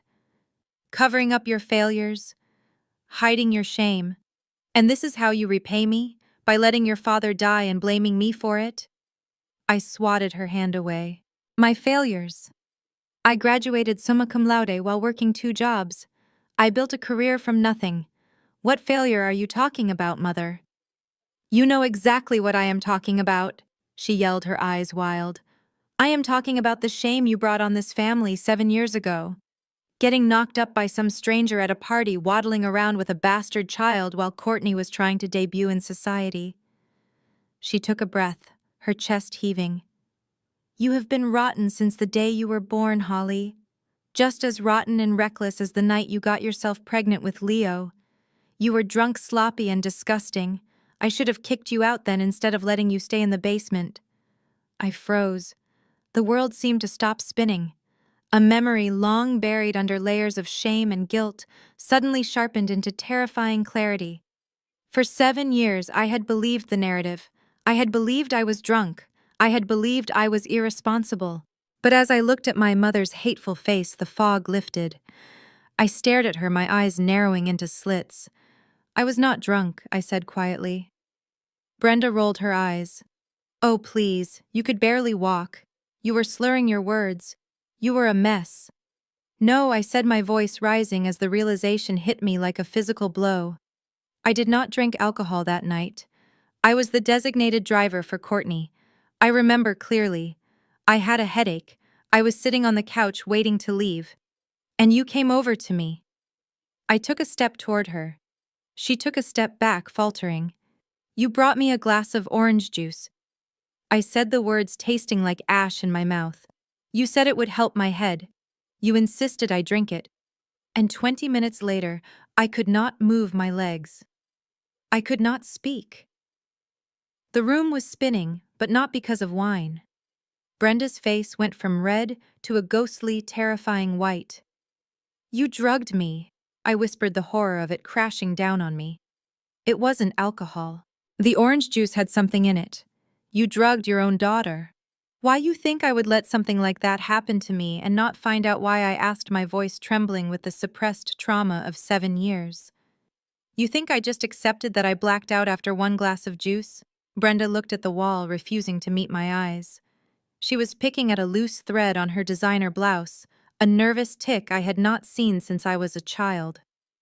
I went to a private clinic the next morning, Mother. I paid with the cash I had saved from tutoring so it would not show up on your insurance. I told them I thought I had been poisoned. I pulled my phone out and navigated to a secured folder. I held the screen up to her face. It was a PDF of a toxicology report dated 7 years ago. Read it, I commanded. Brenda squinted at the screen. Benzodiazepines. Flunitrazepam. Roofies, I said. A massive dose. Enough to knock out a horse. And since you were the only person who handed me a drink that night, we both know how it got there. Brenda swatted the phone away. So what? You were stressed. I thought it would help you sleep. I did not know what was in the pill. Courtney gave it to me. She said it was a relaxant. You did not ask questions because you did not want to know the answer, I said. But here is the part you definitely know. You called Leo a bastard.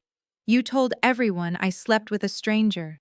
But I ran a DNA test on Leo when he was born. I swiped to the next image. It was a paternity test.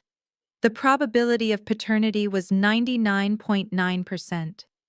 The father is not a stranger, I said, watching the realization dawn on her face.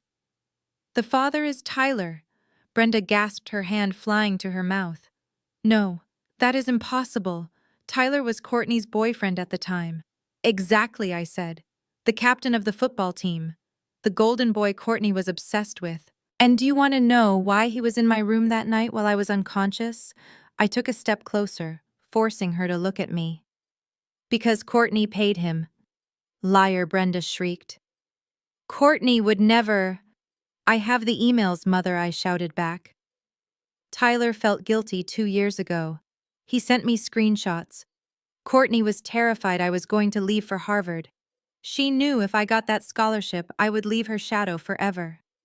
She told Tyler that if he took care of me, if he ruined my reputation, so the scholarship committee would drop me, she would buy him a new car.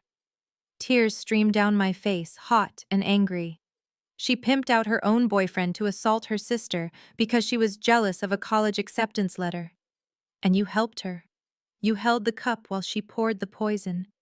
You stole my future, my body, and my dignity to protect your precious golden child. Brenda slumped against the wall, sliding down until she hit the floor. She did not deny it this time. She could not. The weight of the truth was too heavy. It was just a prank, Brenda whispered, her voice broken. She said it was just a prank to make you miss the interview.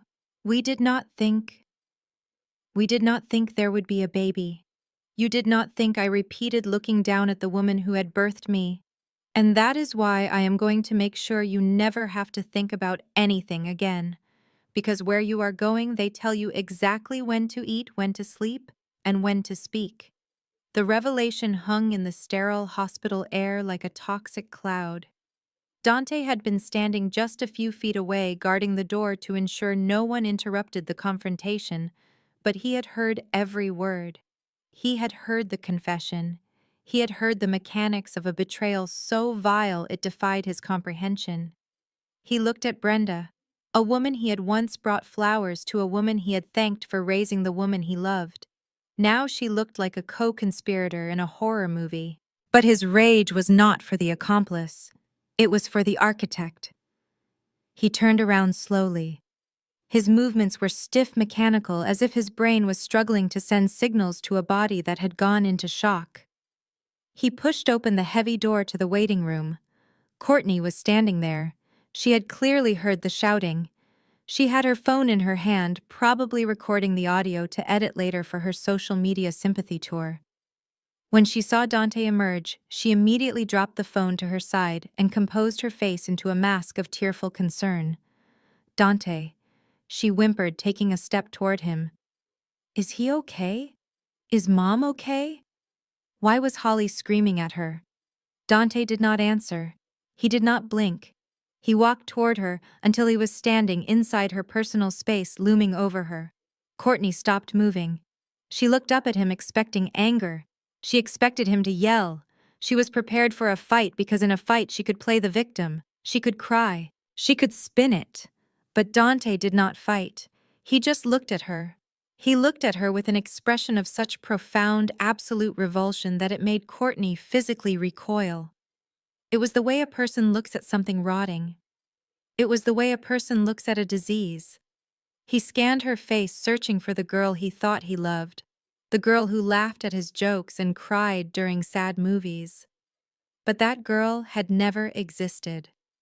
It had been a costume worn by a predator.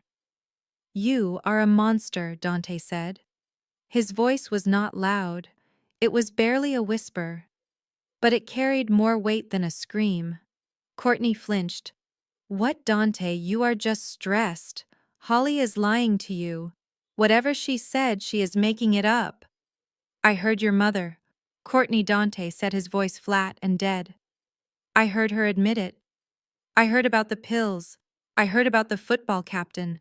I heard about what you did to your own sister just to win a trophy." Courtney's face crumbled. The color drained away, leaving her looking gray and aged.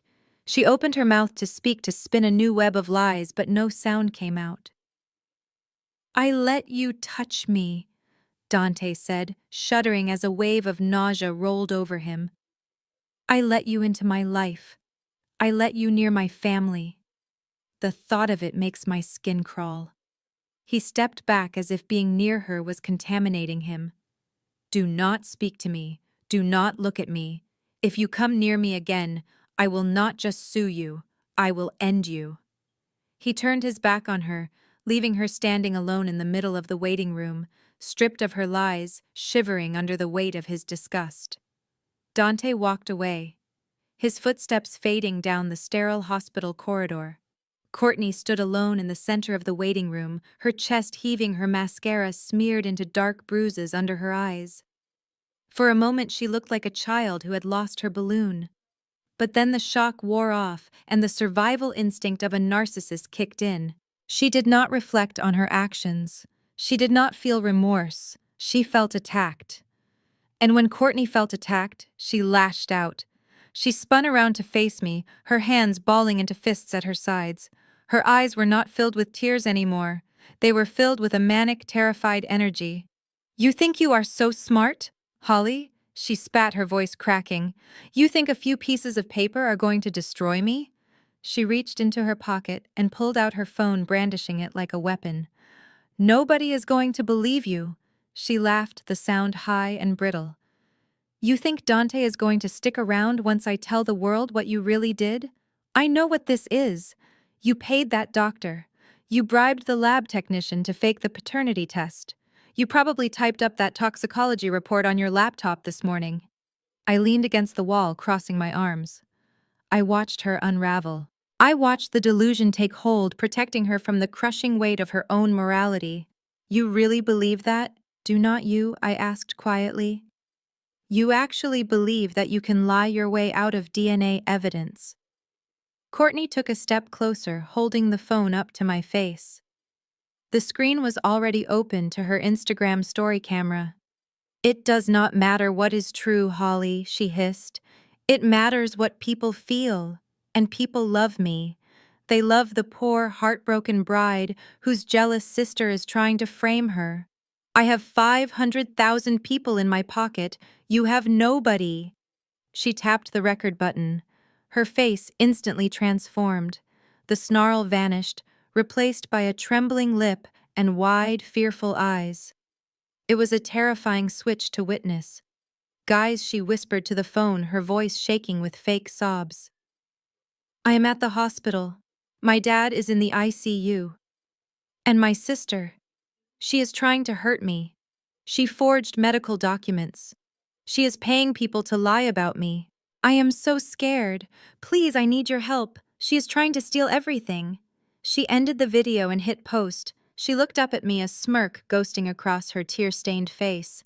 There, she said. Now let us see who the court of public opinion defends. The rich, cold businesswoman who lets her father die, or the fragile little sister who just wants her family back. I looked at the phone in her hand. She had just posted a libelous video accusing me of forgery and bribery while standing 10 feet away from the ICU where our father lay dying. She truly believed she was untouchable. She believed her tears were a currency that would never devalue. You are right, Courtney, I said, pushing off the wall. The public does love a victim. But they hate a liar even more. And you just gave me the final piece of evidence I needed to prove you are both. I turned to leave, checking my watch. Where are you going? Courtney demanded, her voice rising in panic again.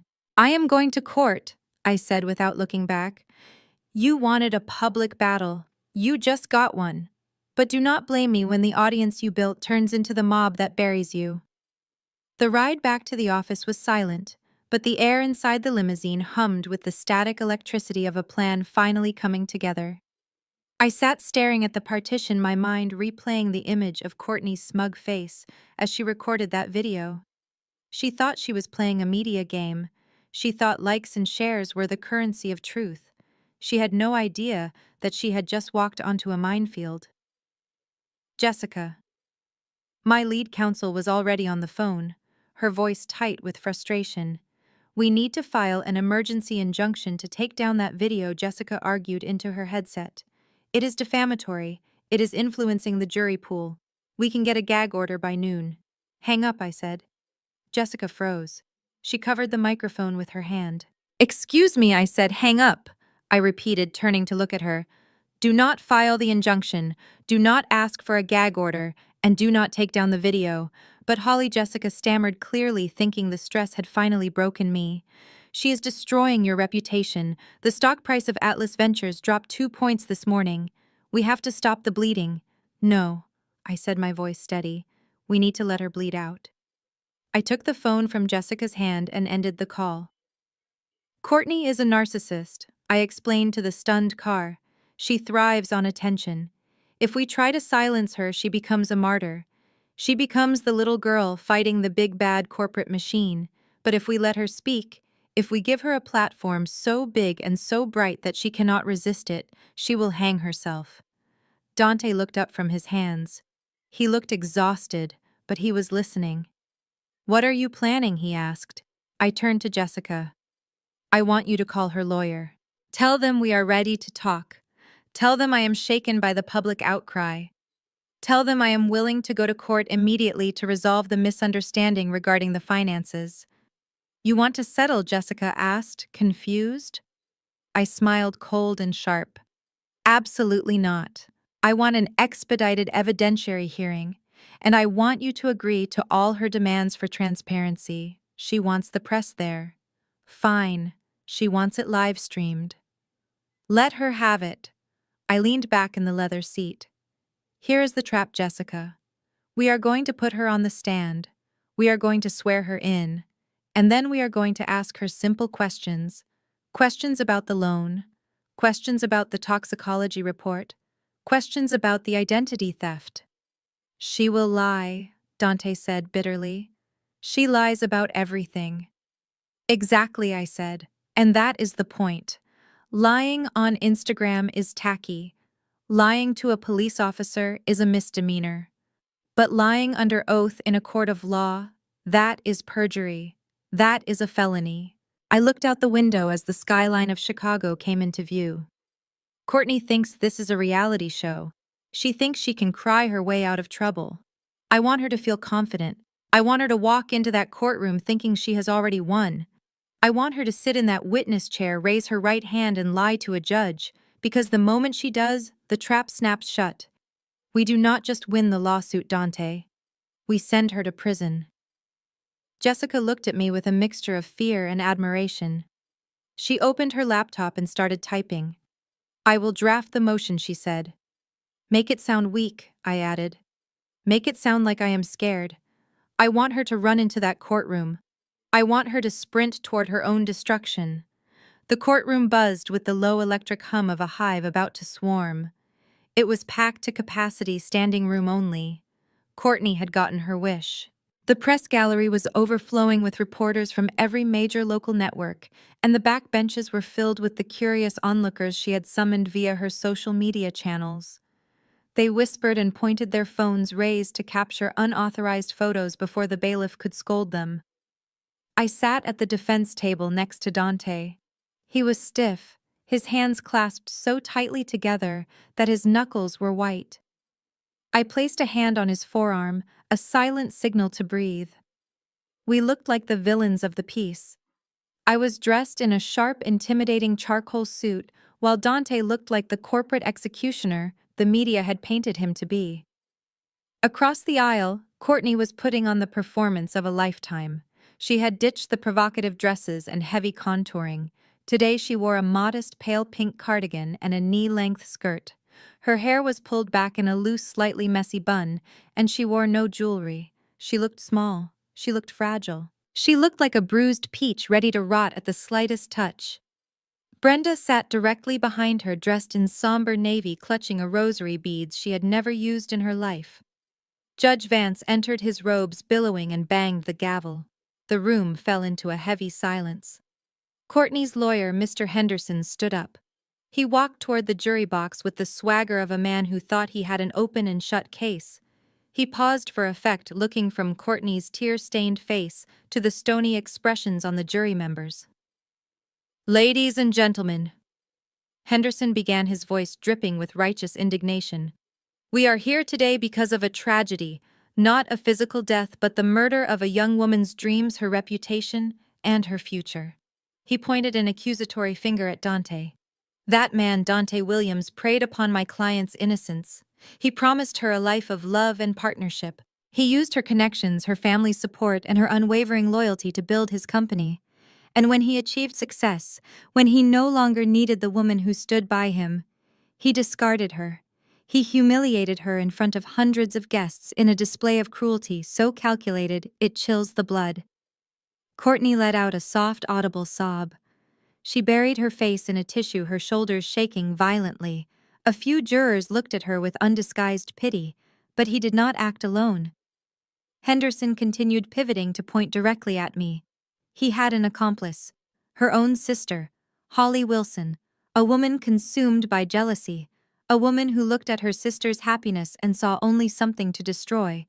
I kept my face impassive. I stared straight ahead, refusing to give them the reaction they wanted. We will prove that Holly Wilson engineered this breakup, Henderson boomed. We will show that she manipulated financial records to frame her sister. We will show that she used her position to intimidate witnesses and fabricate evidence. She is not a savior, ladies and gentlemen. She is a saboteur. She stole my client's fiancé, and when that wasn't enough, she tried to steal her dignity. Courtney looked up from her tissue-locking eyes with the jury. Her lip trembled perfectly. It was a masterclass in manipulation. She was painting a picture where Dante was the heartless user, and I was the bitter spinster. Dante leaned toward me, panic edging into his voice. "They are buying it, Holly. Look at the jury. They hate us." "Let them hate us," I whispered back. My eyes fixed on the court reporter's typing hands. "Let him say every single word, because every lie Henderson tells is another nail in the coffin. We are not here to win a popularity contest, Dante. We are here to record a felony, and they are delivering it on a silver platter." When Mr. Henderson finally sat down, adjusting his tie, with the air of a man who had just delivered a sermon, the courtroom was heavy with sympathy for the weeping girl in the pink cardigan. It was a thick, suffocating fog. Jessica stood up to cut through it.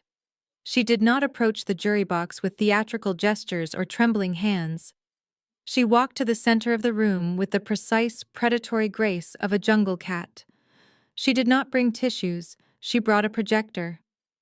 "We have heard a very moving story today," Jessica said, her voice cool and carrying to the back of the room without effort. "We have heard about broken hearts and jealous sisters, but in a court of law, stories do not determine guilt. Evidence determines guilt. And while Mr. Henderson has provided plenty of adjectives, the defense has brought something far more substantial." She nodded to the bailiff, who dimmed the lights. A massive screen descended behind the witness stand. "Defense introduces Exhibit A," Jessica announced. The screen lit up with a high-resolution image of a loan application. It was a personal loan for $20,000 taken out 3 years ago. "This is a loan taken out in the name of my client, Holly Wilson," Jessica explained.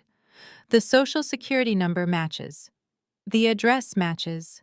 And at the bottom, there is a signature that reads, Holly Wilson." She clicked a remote.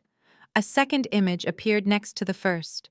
It was a notarized affidavit signed by me just 2 days ago.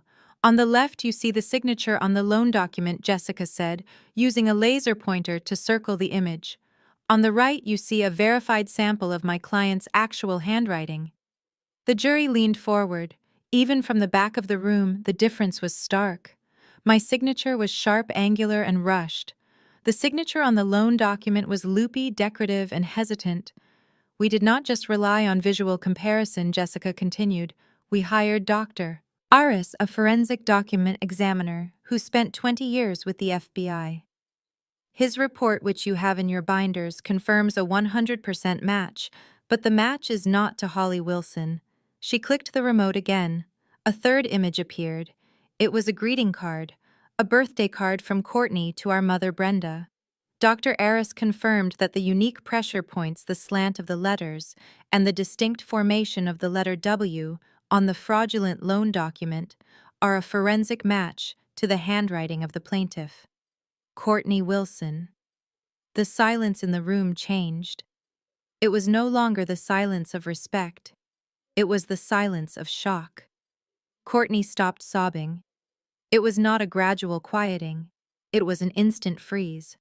She stared at the screen, her mouth slightly open, the tissue crumpled in her fist. Forgotten. "This is not an isolated incident," Jessica said, her voice hardening.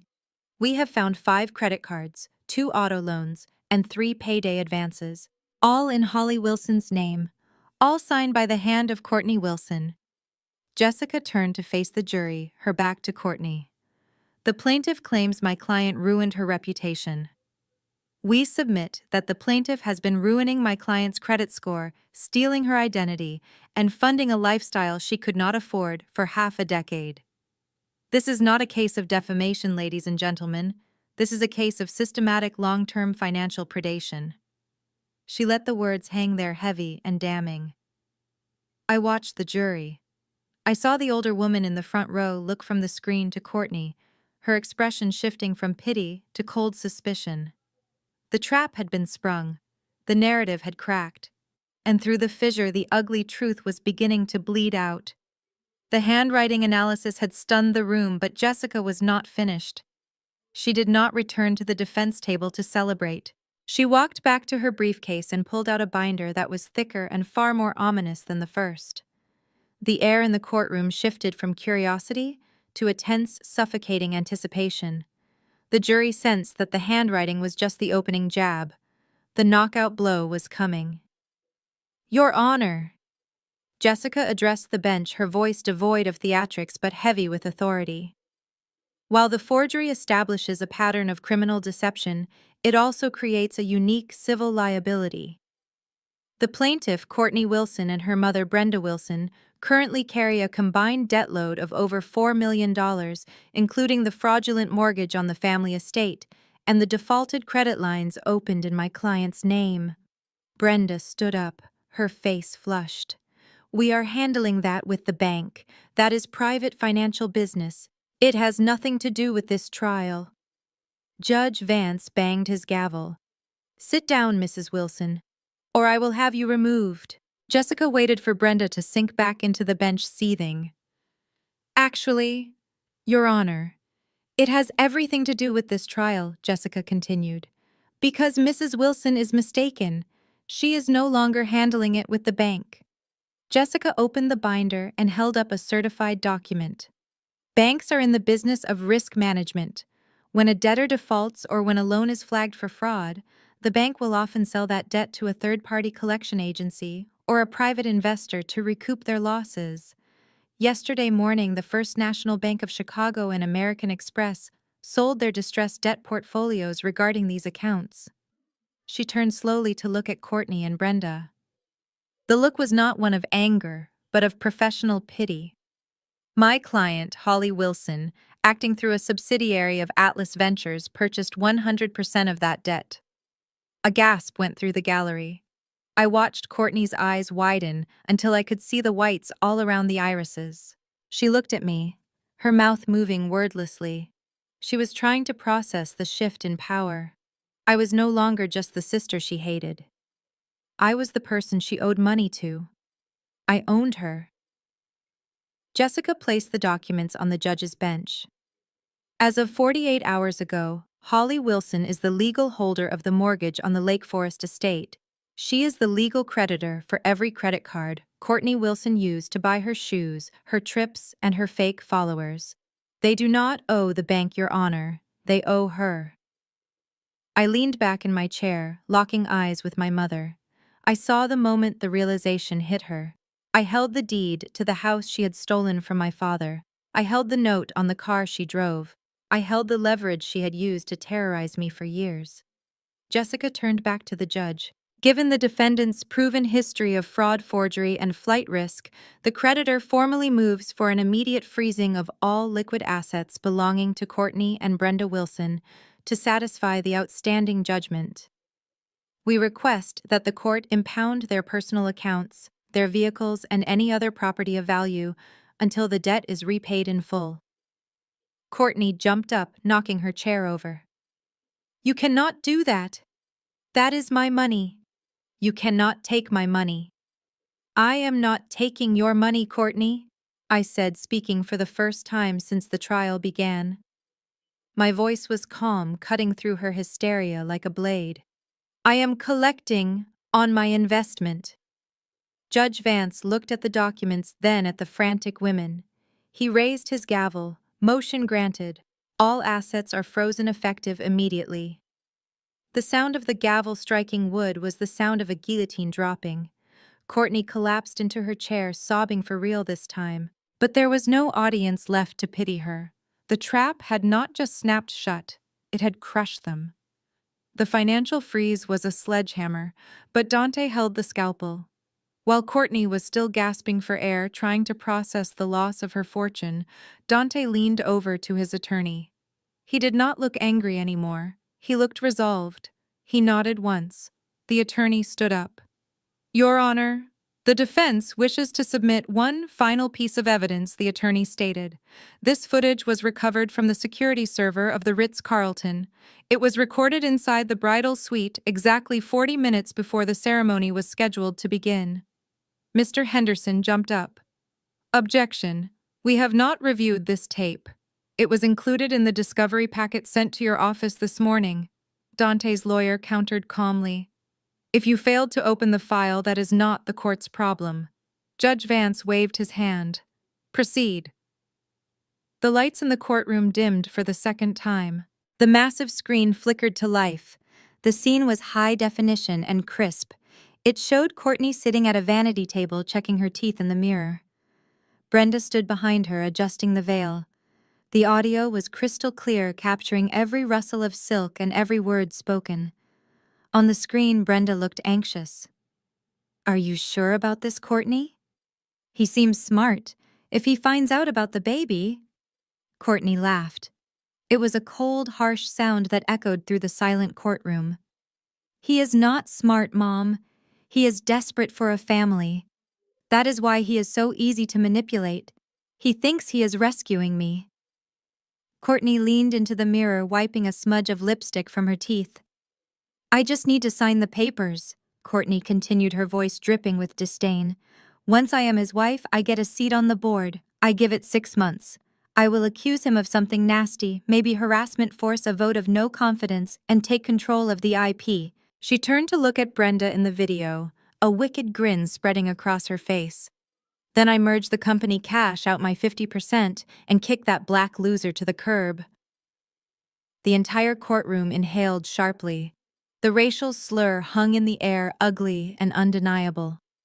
In the video, Courtney stood up and smoothed her dress.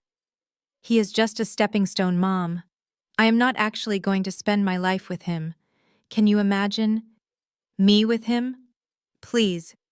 He is just the ticket to the lifestyle I deserve." The screen went black. The silence that followed was heavy and absolute. It was the silence of a room that had just witnessed the complete moral disintegration of a human being. The jury members looked from the black screen to the real Courtney sitting at the plaintiff's table. They were not looking at a victim anymore. They were looking at a predator. Courtney did not scream this time. She did not cry. She sat frozen, her face pale as a sheet, staring at her hands. She knew, we all knew. We all. There was no spinning this. There was no crying her way out of a video where she explicitly detailed her plan to defraud her husband and uttered a racial insult that would make her a pariah in every social circle in Chicago. Dante stood up slowly. He buttoned his suit jacket. He looked at the woman he had almost married, the woman who had planned to use him as a disposable rung on her ladder. "The defense rests," Dante said. His voice was steady, reclaiming the dignity she had tried to steal. Mr. Henderson, realizing his career was dissolving along with his client's case, began frantically stuffing papers into his briefcase, refusing to even look at Courtney. The court of public opinion had adjourned and the verdict was already written on every face in the room. The video ended, but the echo of Courtney's slur seemed to bounce off the mahogany walls, hanging in the air like a toxic cloud. The courtroom did not erupt into chaos. Instead, it fell into a silence so profound it was suffocating. The jury members, who had previously looked at Courtney with pity, now stared at her with expressions ranging from disbelief to open hostility. The African-American woman in the front row of the jury box turned her head away, refusing to even look in Courtney's direction. Mr. Henderson sat with his head in his hands. He knew it was over. He did not even attempt a redirect. He simply closed his file. The jury did not need to retreat to the deliberation room. The foreman, a stoic man in his 50s, exchanged a few whispered words with the jurors beside him. They nodded in unison. He stood up before the bailiff could even open the door. "Your Honor," the foreman said, his voice cutting through the tension, "we have seen enough. We do not need to deliberate." Judge Vance looked at the foreman, then at the defense, and finally at Courtney. He nodded. "Read the verdict. We find the plaintiff, Courtney Wilson, liable for defamation, malicious prosecution, and fraud," the foreman declared. "We award the defendants, Dante Williams and Holly Wilson, full damages as requested. Furthermore, we find the plaintiff's conduct to be reprehensible and recommend the maximum punitive penalty allowed by law." Courtney sat frozen. Her mouth hung open, but the words would not come. She looked at her lawyer, but he was busy packing his briefcase, distancing himself from the radioactive fallout of her character. Judge Vance cleared his throat. He leaned forward, his eyes locking onto Courtney with terrifying intensity. Ms. Wilson, in my 20 years on the bench, I have witnessed many frivolous lawsuits, but I have never witnessed such a brazen display of perjury, racism, and calculated malice. You came into my courtroom, swore an oath to tell the truth, and then proceeded to lie about your finances, your relationships, and your own sister. The judge turned to the bailiff. Bailiff, take the plaintiff into custody. Courtney let out a strangled gasp. Custody. What do you mean I am holding you in contempt of court? Judge Vance stated, his voice booming. But that is the least of your worries. Based on the evidence presented regarding the forged loan documents and the perjury committed on this stand, I am referring this matter to the district attorney for immediate prosecution. You are under arrest for wire fraud, identity theft, and perjury. 2 bailiffs moved in. They did not be gentle. They pulled Courtney's arms behind her back. The sound of metal handcuffs ratcheting shut was sharp and final. No, Courtney shrieked, struggling against the grip of the officers. Mom, do something, tell them who we are. Brenda stood up, her face pale, reaching out a trembling hand, but she stopped. She looked at the judge, then at the disgusted faces of the jury, and finally at me. She realized that if she stepped forward, she would be next. Slowly, Brenda lowered her hand and sat back down, leaving her golden child to face the consequences alone. I did not do anything, Courtney screamed as she was dragged toward the side door. It was Holly. She set me up. This is not fair. The heavy door slammed shut, cutting off her screams. The silence returned to the courtroom, but this time it was the clean, quiet silence of justice. I looked at Dante. He took a deep breath, adjusting his cufflinks. He looked lighter, as if a physical weight had been lifted from his shoulders. We did not smile. We did not celebrate. We simply stood up, gathered our files, and walked out of the courtroom, leaving the wreckage of the Wilson family legacy behind us. The deputy sheriff stood on the porch of the Lake Forest estate, his posture rigid and unyielding. He was not there for a social call. Behind him, a team of professional movers was efficiently stripping the house of its contents, packing away 40 years of memories into brown cardboard boxes. Brenda stood on the driveway surrounded by her matched set of Louis Vuitton luggage, watching her kingdom be dismantled piece by piece. She wore a fur coat despite the mild weather, clutching it like armor against the indignity of the moment. You cannot do this, Brenda told the sheriff, though her voice lacked its usual fire. My husband built this house. We have rights. This is a mistake. The sheriff consulted his clipboard without looking at her. The deed is titled to Atlas Ventures, ma'am. The eviction notice was served 30 days ago. You were given ample time to vacate. Since you refused, we are executing the writ of possession. A black sedan pulled up to the curb. Brenda straightened up, a flicker of hope crossing her face. She thought it was Richard coming to save her. She expected him to storm out to yell at the officers to fix it like he always had, but when the window rolled down, it was not Richard. It was a process server. He stepped out and handed Brenda a thick envelope. Petition for dissolution of marriage, the man said, shoving the papers into her free hand. Richard Wilson has filed for divorce, citing irreconcilable differences and financial infidelity. He is also seeking a permanent restraining order. Brenda stared at the papers. She looked at the house she could no longer enter, and then at the legal document that stripped her of her last remaining status. She was homeless, husbandless, and penniless. The movers shut the front door, the heavy thud echoing like a gunshot across the manicured lawn. The locksmith began drilling into the handle to change the deadbolt. Brenda stood alone on the pavement, a queen in exile with nowhere to go. Miles away, the reality was even colder. In the drab concrete processing center of the Cook County Jail, Courtney traded her pink cardigan for a coarse orange jumpsuit. The judge had been unyielding. 3 years in federal prison for wire fraud, identity theft, and perjury. There would be no filters, no ring lights, and no followers where she was going. As the guard confiscated her phone, placing it into a plastic bag, Courtney watched her reflection in the dark screen one last time. The influencer was dead. The inmate remained. In my penthouse, the mood was quiet but warm. My father sat in the armchair by the window, a cane resting against his knee. He looked older, frailer, but his eyes were clear. He watched Leo playing with a set of architectural blocks on the rug. For the first time in 7 years, there was no shame in the room. There was no tension. There was only family. "I am sorry," Richard said, his voice rough with emotion, as he watched the boy build a tower. "I let them blind me, Holly. I missed my grandson growing up because I was too weak to ask the hard questions. I let them treat you like a stranger in your own home." I walked over and poured him a cup of tea, placing it gently on the side table. "You are here now, Dad. That is what matters. We bought a condo for you 3 blocks away. It faces the park. You can see him every day." Richard looked at me, tears gathering in the corners of his eyes. He reached out and took my hand. "He looks just like you, Holly. He is strong. The war was over. The house of cards had fallen, scattering the lies that had defined our lives. But we were still standing, and for the first time in my life, looking at my father and my son, I felt truly free." The flashbulbs popped in a rhythmic staccato, but this time the light felt warm rather than predatory. I stood on the raised platform outside the newly constructed Atlas Innovation Hub, a gleaming structure of glass and sustainable steel that now dominated the West Loop skyline. Beside me, Dante adjusted the lapels of his navy suit.